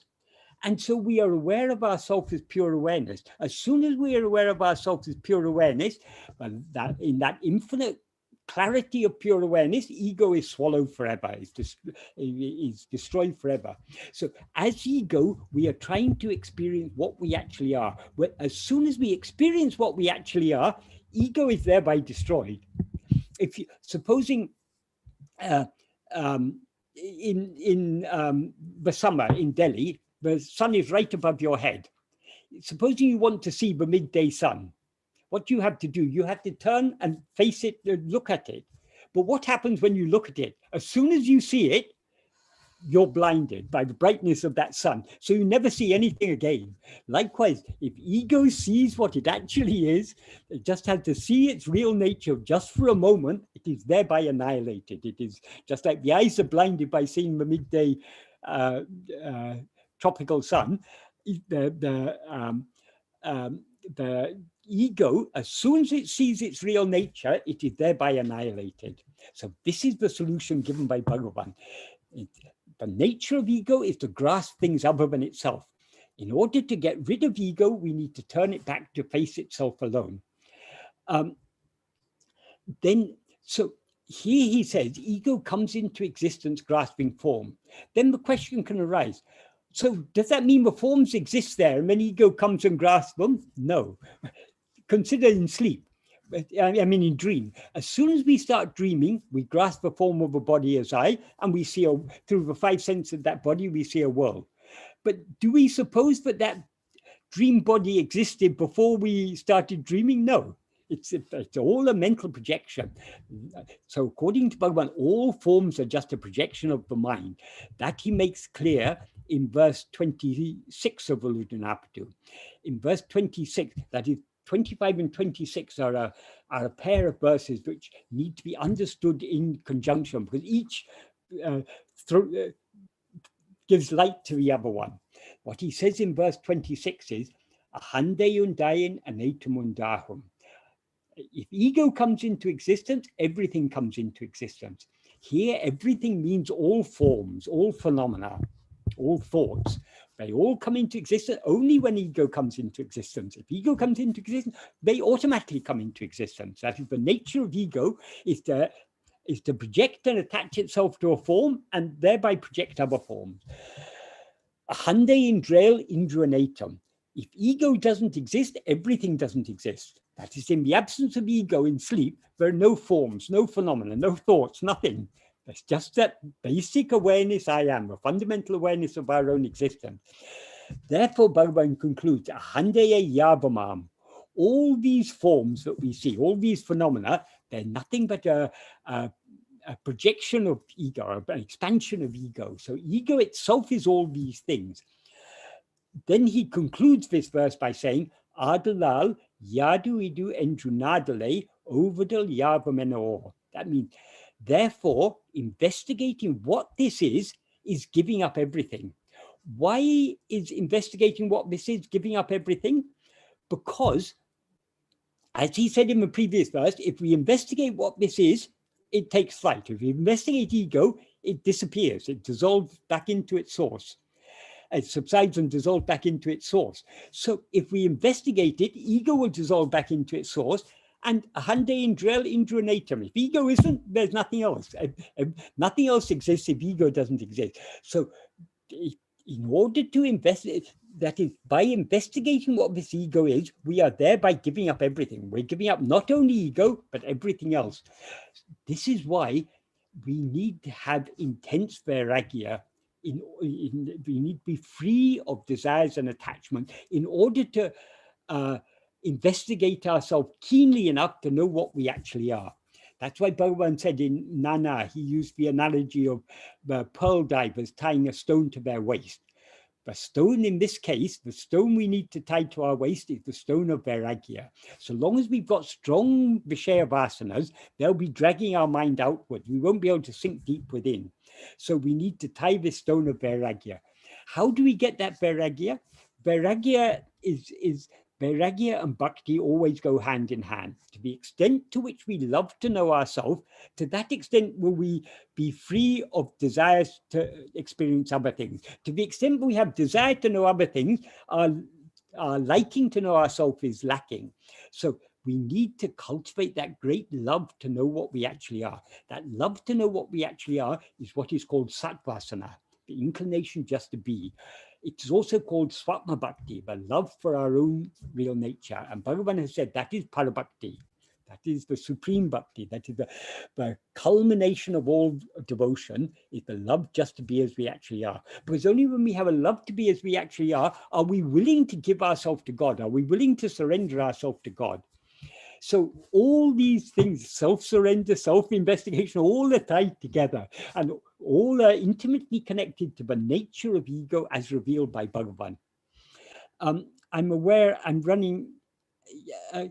Is there time for me? I'd like, if possible, to deal with the next, with verses 27, sure, 28, 29, sure, and 30. Sure. Okay. Okay. Then Bhagavan goes on to dealing more deeply with the actual practice.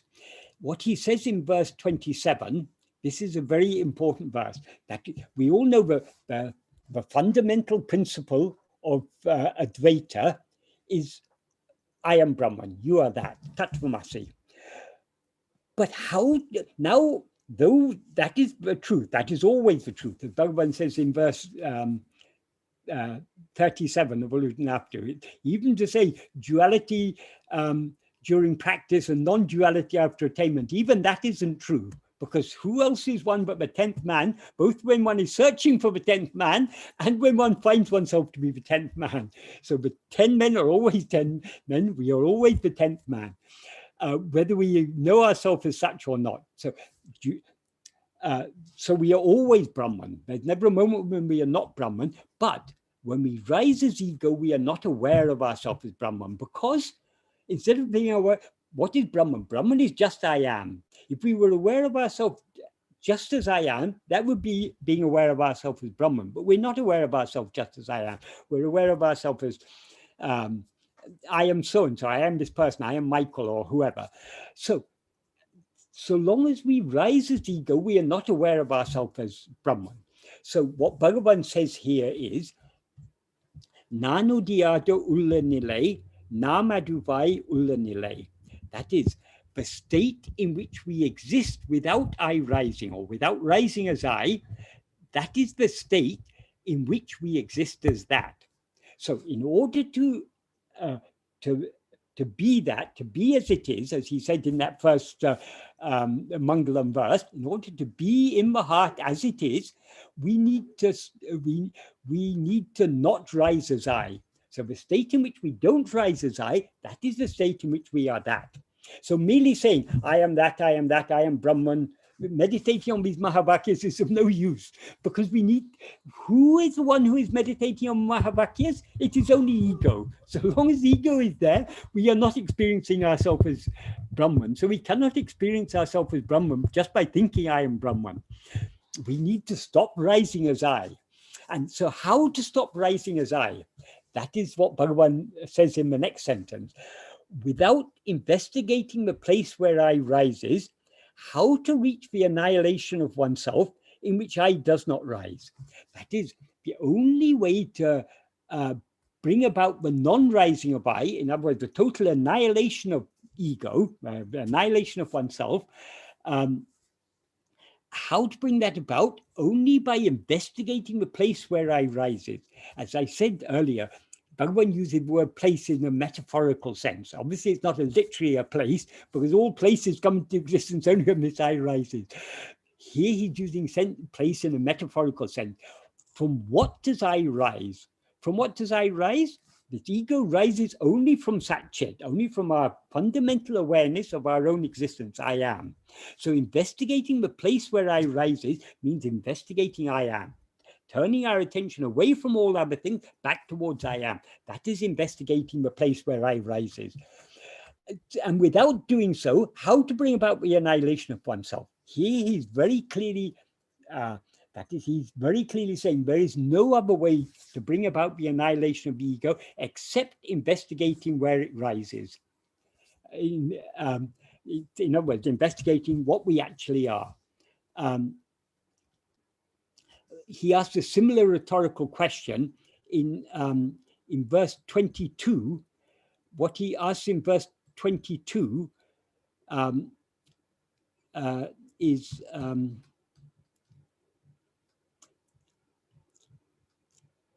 that is in verse 21. He ends verse 21 by saying, Unadal Khan, becoming food is seeing. How to see ourselves or how to see God only by becoming food to what we actually are, to our real nature. So how to become food to our real nature? That's what he answers in verse 22 of Uludnaptu. What he says is,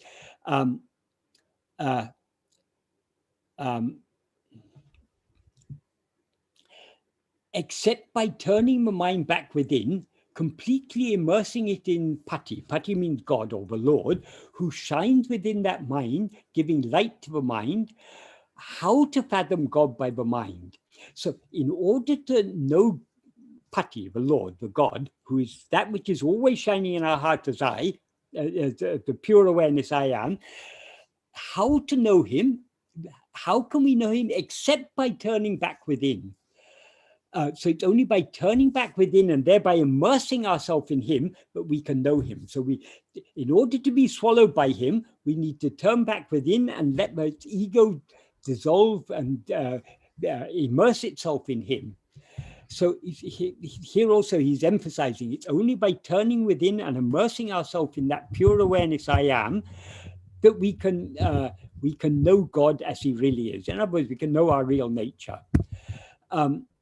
So in both these, verse 22 and 27, he's asking a rhetorical question. Both these rhetorical questions clearly imply only by investigating ourselves can we bring about the annihilation of ego and thereby know what we actually are, thereby be aware of ourselves as I am as Brahman, in other words.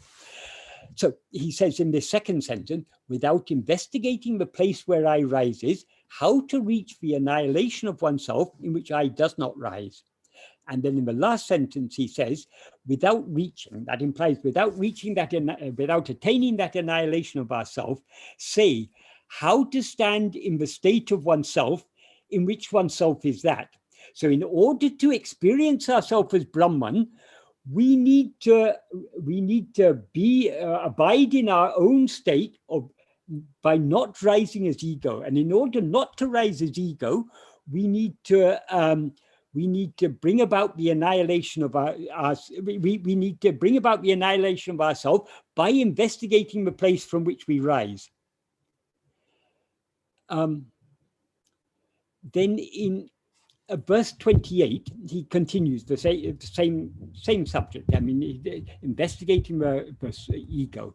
That is what he says in verse 28 is, like sinking, wanting to see something that has fallen in water, sinking within, retaining speech and breath by a kundamati, that is a sharpened mind, it's necessary to know the place where the rising ego rises. He's expressed it very beautifully. Erumba mahande erumidate. That is the place where the rising ego rises, or the rising place of a rising ego. Rising place means the place from which it rises, and rising ego is that which rises. So what we need to know is the rising place of the rising ego.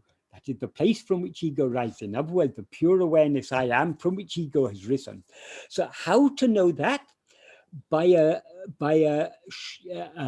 kundamati. Kundamati means a sharply focused, or a very sharp mind, a very keen mind. We need to, in other words, we need to turn within with a very keen intellect, and by that sharp mind that turns within to know the place from which I rises, we thereby restrain speech and breath. Some people mistake this, but Bhagavan is saying, oh, it's necessary to control speech and breath in order to do this. No, it's not necessary. That is, restraining speech and breath is a byproduct. If you turn your attention within very keenly, automatically the speech and breath will be restrained. That is, whenever the mind is keenly focused on something, the breathing stops. Supposing you're suddenly told some very shocking news, it took my breath away. That means we're so shocked that momentarily the breath it comes to a standstill. When it happens, even with external things, sometimes we are breathless, our breath is taken away by things. When we turn our attention within, our breath is literally taken away. That we attend to ourselves so keenly, but breathing stops. In the case of Bhagavan, when that fear of death came to him, he turned his attention within so keenly that not only his breathing stopped, even the whole metabolic system stopped, his breathing stopped, his heartbeat stopped, everything. For 20 minutes, his body was literally lying there lifeless. But because there was a divine purpose for that body had been brought to serve as the vehicle for the supreme Jnana Guru. After 20 minutes, life came back to that body. So Bhagavan lived for another, that body lived for another 54 years to be a vehicle for Bhagavan, the supreme Jnana Guru, who came to save us by revealing Uludunapadu and other such teachings in order to bring us back to the source from which we have risen. So we don't have to. If we are trying to control our breath, our attention is on our breath. and not on ourselves. What we are trying to know is to know the place from which we rise. In other words, the source from which we rise, our own real nature. So we need to turn our attention back within to know, who am I? Where did this spurious I, ego, arise? By turning our attention back within, we are thereby automatically restraining the speech and breath. And he gives the analogy like sinking. If something has fallen into the water, you need to go deep into the water in order to retrieve it. This is similar to the analogy he gives in Nana, the pearl diver. The pearl diver needs to sink deep into the ocean in order to get the pearls.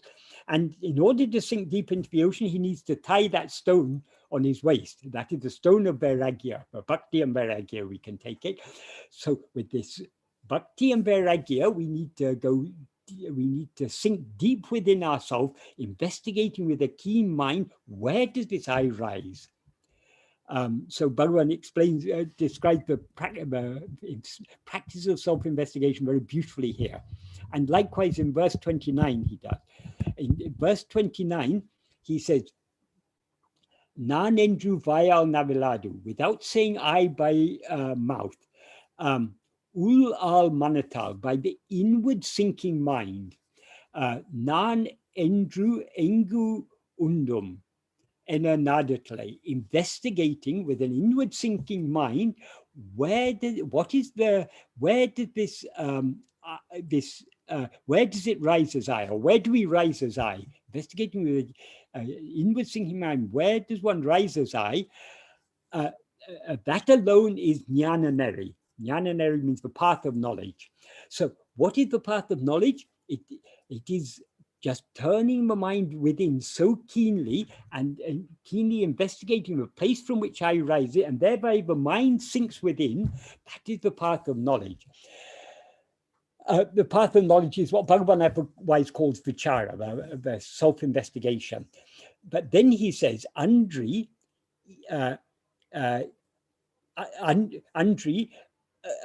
Andru idu nan am adu, Andru unnal tunayam adu vichara mama.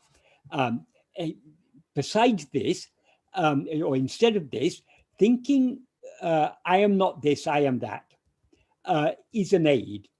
But vichara mama, is it inquiry? No, the implication, I mean, it's a rhetorical question. The obvious answer to that rhetorical question, the answer that is implied by the rhetorical question is no, it is not inquiry.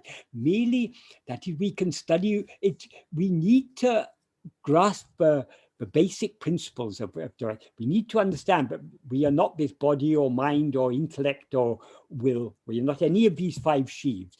We are only that aware. We are nothing but awareness. We need to understand all these things. But merely thinking, I am not this, I am that, we're still floating on the surface of the mind.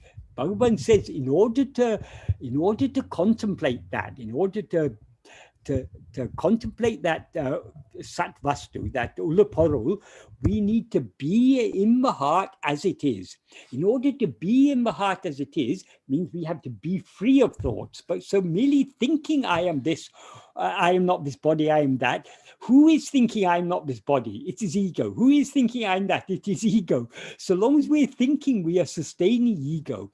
We need to give up all thinking. We need to turn our attention back within to find out where this first thought I rises. Where does it rise? It rises only from a pure awareness I am.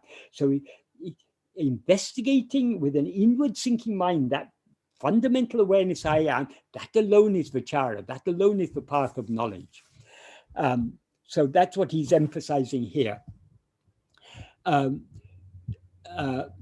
Because before Bhagavan, many people thought that all you need to do, you need to study the scriptures, you need to contemplate on the fact that we're not this body, and go through all the arguments why we are not the body, why we're not the mind, why we're not any of these five sheaves, and then contemplate on I am Brahman, and why am I Brahman, not anything else. We need to be thinking about all these things until it becomes a very strong conviction. A mere conviction is not sufficient. We can understand it clearly, but that is not sufficient. We still experience, who is it who understands all this Vedanta? I do. That I that understands Vedanta is only ego. True understanding of Vedanta comes only when that ego is eradicated. In the final verse of Uludunapadu Anubandham, Bhagavan translated, I think this was a verse of Shankara or from somewhere, Bhagavan translated this. What he says, it summarizes it all. Akila Vedanta Siddhanta Sarate, Aham Unmayaha Ureban. I will truly say what is the essence of the final conclusion of all Vedanta. What is that? Aham Setu, I dying, Aham Adu Ahi, I becoming that. If I dies and becomes that, that is, that means if ego dies and if one remains as that, though it says if becoming, it actually means if one remains, if one abides as that. Arivuruvam aham ade michamari. Only that what will remain is only that I, which is awareness. So that is the essence of all Vedanta. So it's only when I dies that we can achieve that essence of Vedanta. So long as there's an ego meditating, I am not this body, I am that Brahman, we cannot experience the import of Vedanta. What is the import of Vedanta? Vedantate Vera Vilangam Veda Porala Arunachala. Bhagavan prays in Aksharam. Graciously give me the Vedantate Vera Vilangam Veda Poral, the import, the substance of the Vedas. What is the Veda Poral? That is the Satvastu, the Ulla Poral, which shines without a second in Vedanta. So Vedanta without another, there's no other, because it's ekameva advitam, it's one only without another. So long as there's an ego thinking, I am not this body, I am that Brahman, we cannot experience ourselves as Brahman. In order to experience ourselves as Brahman, we need to, it's only in the state where I doesn't rise, but it's the state where we experience ourselves as that, as he says in verse 27. So all these are closely interconnected. Then I'll conclude, though I would like to talk about other verses. I think I've been talking long enough. I'll conclude with verse 30. What Bhagavan says in verse 30 is, oh, wait a second, I just want to say one more thing about verse 29, because in the Kali Vemba version, he says, Kali Vemba version of verse 29, there's a very important extension there. But that is the words he adds before the verse in the Kali Vemba version is Pinnam Pol Tindu Udalam. That means discarding the body like a corpse. What does he mean when he says discarding the body like a corpse? When this body dies, what will be our relationship with it? We will be totally unaware of it, but that is our connection with this body will be severed. So leaving the body like a corpse means completely separating ourselves from the body. How can we separate ourselves from the body? By not attending to it. So that emphasizes the intensity with which we need to turn our attention within to investigate the place from which we rise. So long as there's even a lingering awareness of this body, we haven't turned within keenly enough. So we need to investigate ever more keenly until this awareness of the body and of all phenomena completely recedes into the background. That is when we become established in our own real state of Brahman, and in the state of we are that.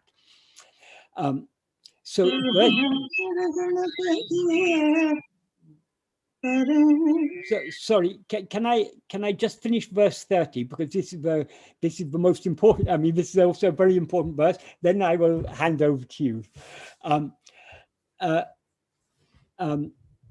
What Bhagavan says in verse 30 is, Nana ena manum ulnad. Sorry, Nana ena manum ulnadi ulum nanave. When the mind inwardly investigating, who am I? Ulam Nanave, as soon as the mind reaches the heart, inwardly investigating, who am I?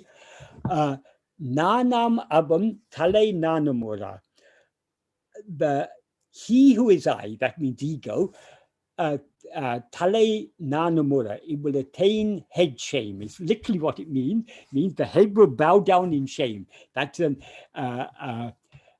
idiomatic way of saying this ego will die. It will die in shame, because when the mind finally reaches the heart, and by investigating who am I, when we reach the heart, that's when we see what we actually are, this ego will be put to shame. Why will it be put to shame? Because there's no such thing at all. As he says in verse 17 of Upadesha Undiyar, when we investigate the form of the mind without negligence or without forgetfulness, there's no such thing as mind at all. There's no such thing as ego at all. So this ego will be put to shame when we see what we actually are. This imposter ego will be put to shame. It will die in shame, is the implication. So when this ego dies in shame as a result of our reaching the heart by investigating who am I, what will happen then? One thing appears spontaneously as I am I. That is nan a tondrum ondru tanaha. That is one thing appears spontaneously as I am I. Nan is often mistranslated as I, but that is not the meaning. Nan in Tamil means I am I, just like nan a or nan ya means who am I, but I am is understood there. So nan means I am I. Till now, we've been experiencing ourselves as I am this body, I am this. But when this ego dies, what will shine forth clearly then, that one thing that will shine forth clearly then is the clear awareness, I am I. That is, I am nothing other than myself. The only thing that I can identify myself with is with myself. I am nothing other than myself, is the implication. Then here Bhagavan says it appears, but then in the next sentence he says, though it appears, tondrinum nanandru, though it appears, it is not I. That means the I that appears and disappears is only ego. But why does he say it appears here? But the reality appears, but reality is always there. That is, what is lying on the ground is always a snake, always a rope. But so long as you mistake it to be a snake, you don't see the rope as it is. When you look at it very carefully to see what is this snake, is it actually a snake or something else? When you look at it very carefully, you say, oh, it's just a rope. As soon as you see it's just a rope, you know there never was a snake there. That is, the snake disappears. But it seems to be a new revelation, because previously you're seeing exactly the same thing, but previously you were seeing it as a rope, as a snake. When you see it as it is, but it's just a rope, that it seems to be a new appearance, but it's not actually a new appearance, because it's what we are seeing all along is only I am. Now we mistake I am to be I am this body. So though it appears, it is not ego. Adu pundra porol pundrum adu. That is the purna vastu, the whole reality. Porol pundrum adu, tanam porol. It is the porol here means vastu. It is the paripurna vastu. It is the vastu which is oneself. Tanam porol. So though it appears, it's not it is the paripurna vastu. It is the Vastu, which is ourself. The Vastu, which he referred to in verse 7, saying that it is it is that which shines without appearing and disappearing as the base for the appearing and disappearing of the mind and world. So that is the reality. So when we turn within, investigating who am I doesn't mean asking the question, who am I? Bhagavan never said to ask who am I. He said investigate who am I. In Nana, in paragraph 6, some people have, because people have translated the verb vichari as inquire, some people interpret it to mean asking questions. Bhagavan uses the verb vichari in the sense of investigate. It's not a matter of asking who am I, but of investigating who am I. We need to look at ourselves very keenly to see what am I, who am I, or what am I, or what is the place from which I rise. All amount to the same thing. I mean, it's just different ways of expressing the same thing. We need to look at ourselves very keenly. And only when we look at ourselves very keenly will we reach the heart and remain as we are. At that moment, ego will be annihilated. And what will remain shining is only that pure awareness, I am I. That is, I am, this will be eradicated, and I am I alone will remain shining. So I'm sorry, I've talked for a long time today, but it's a very, very big subject. And thank you, sir. This has once again been a wonderful session with you. In case there are questions, I would request devotees to share the questions through the chat window now, please.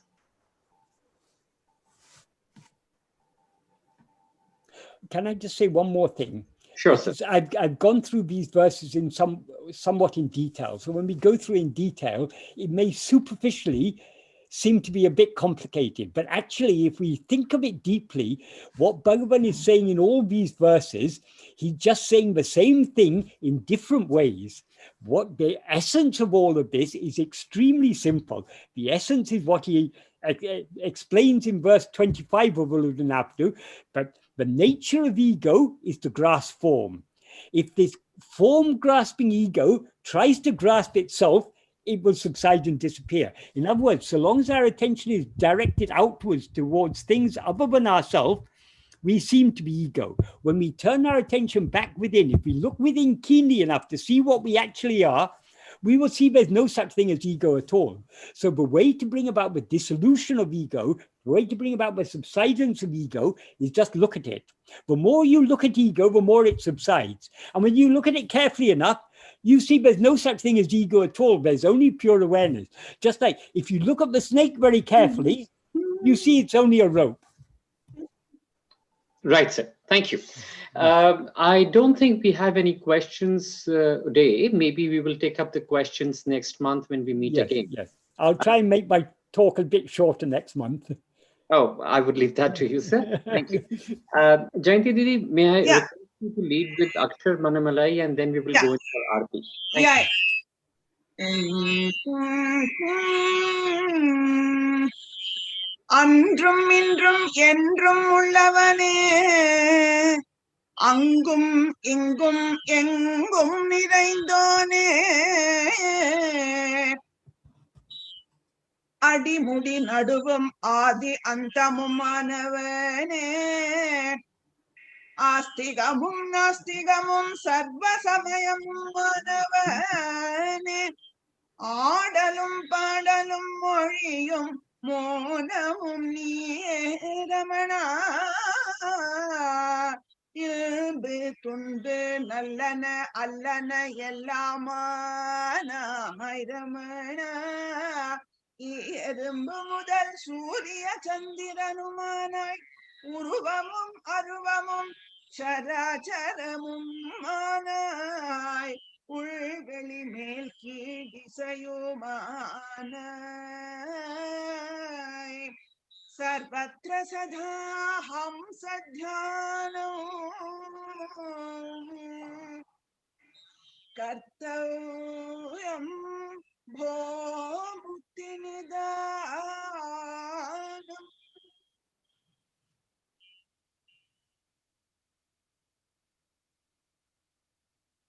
Arunachal அருணாச்சலவரர்க்கு ஏற்ற அக்ஷர மணமாலை சாற்ற கருணாக்கர கணபதியே கரம் அருளி காப்பாயே. அருணாச்சலவரர்க்கு ஏற்ற அக்ஷர மணமாலை சாற்ற கருணாகர கணபதியே கரம் அருளி காப்பாயே.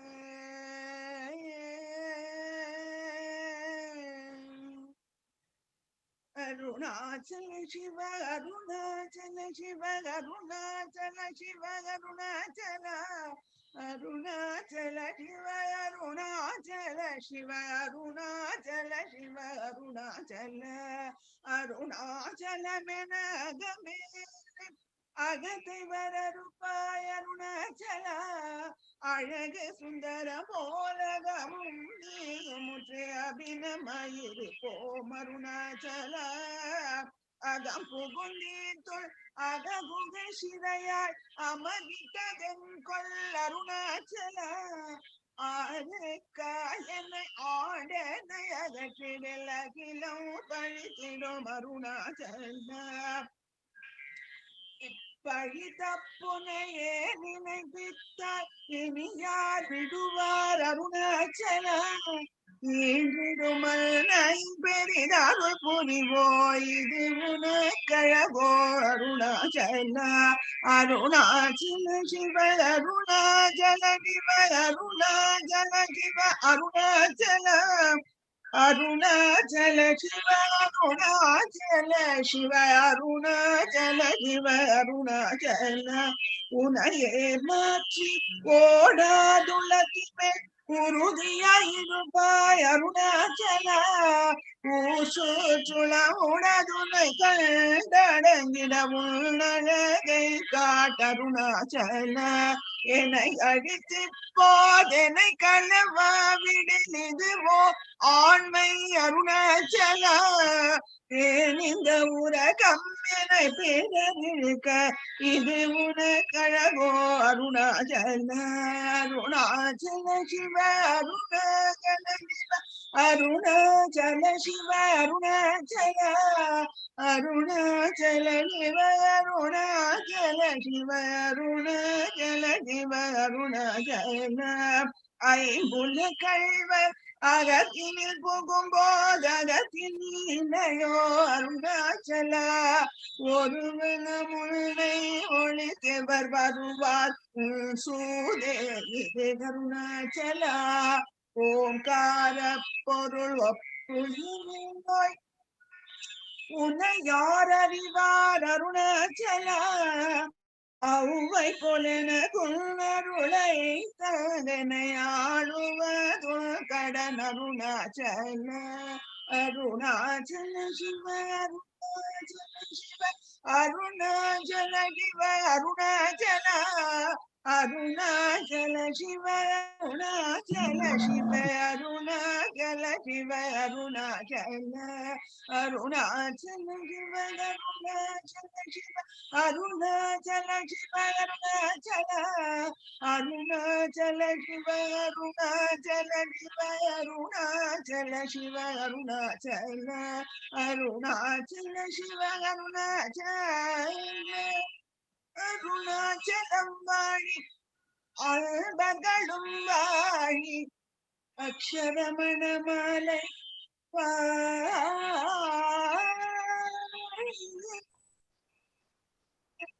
வாழ்க ஸ்வயம் பிரகாசம் வாழ்க வாழ்கவே சுக சுதாத்ம சக்தி சுக சுகவே ஏழுலகம் ஜீவன் முக்தி இன்பம் பொங்கவே இதயமாகும் இறைவனாகி எல்லாம் ஓங்கவே பாழ்மனம் மறந்து வாழ்வு பாழ்படொழிகவே பரம சச்சிதானந்தாத்ம பால் பொழிகவே வாழ்க ஸ்வயம் பிரகாச வாழ்க வாழ்கவே சூழ்க சூதாத்ம சக்தி சூழ்க சூழ்க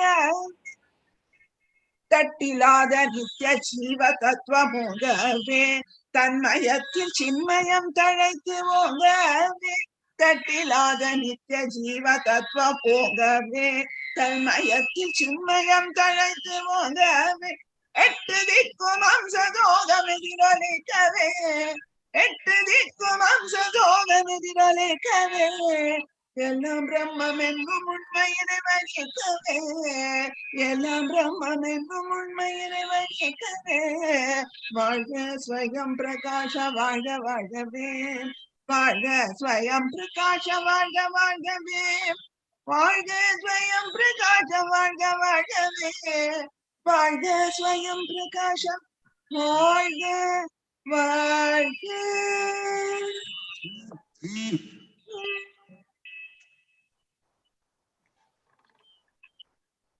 Narayananji? Yes, sir.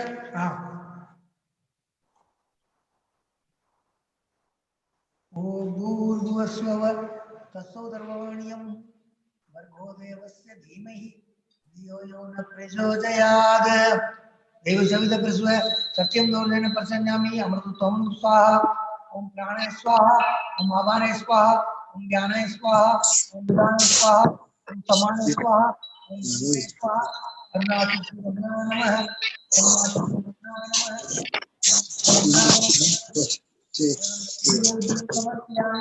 मध्य मध्य बाह्यं समर्पयामि समर्पयामि समर्पयामि वीराजनं आत्मन्यं समर्पयामि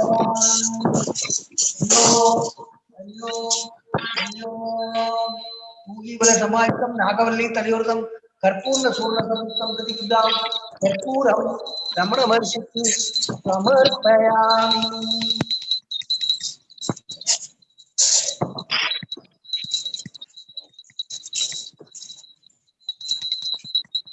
सोमो वा योगस्य राजमादत्ते यो राजा सद्राजो वा सोमेन देवस्वामीराणि अमिति भवन्ति एतावन्तो वै देवानां स्वाहा स एवास्मै स्वान् प्रयच्छन्तु स एनमुत्तमं राजाय देवराजा भवति तत्र सूर्यो वा चन्द्रतारं सोमादित्यो वा कुर्वन्ति तमेव मन्वादितं कर्मभूतं विभाति ओम राजाय राजाय प्रत्यक्षाय नमो वयं संपूर्णाय कुर्महे तमे कामाय वयं कामेश्वरो वैष्णव सदालु कुबेराय वैष्णवाय महाराजाय नमः. कर्पूरं समर्पयामि वीराजनं समर्पयामि वीराजनं आसमनीयं समर्पयामि.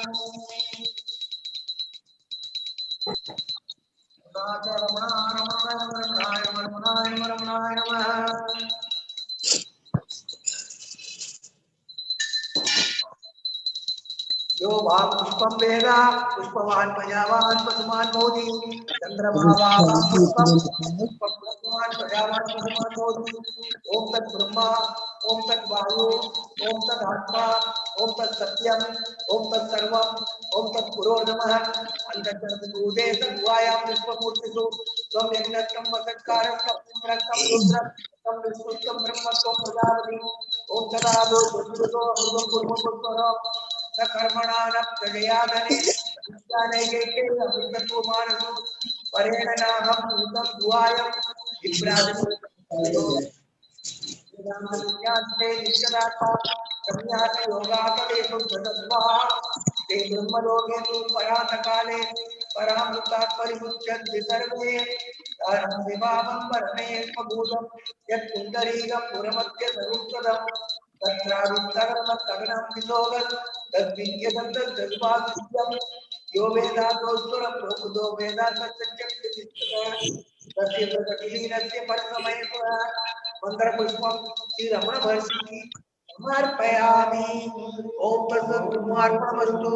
हरि ओम हरि ओम हरि ओम.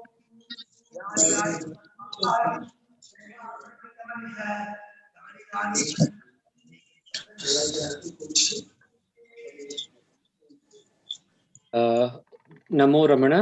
This brings us to the closure of the satsang. We will meet again in 2 weeks. Namo Ramana. Thank you.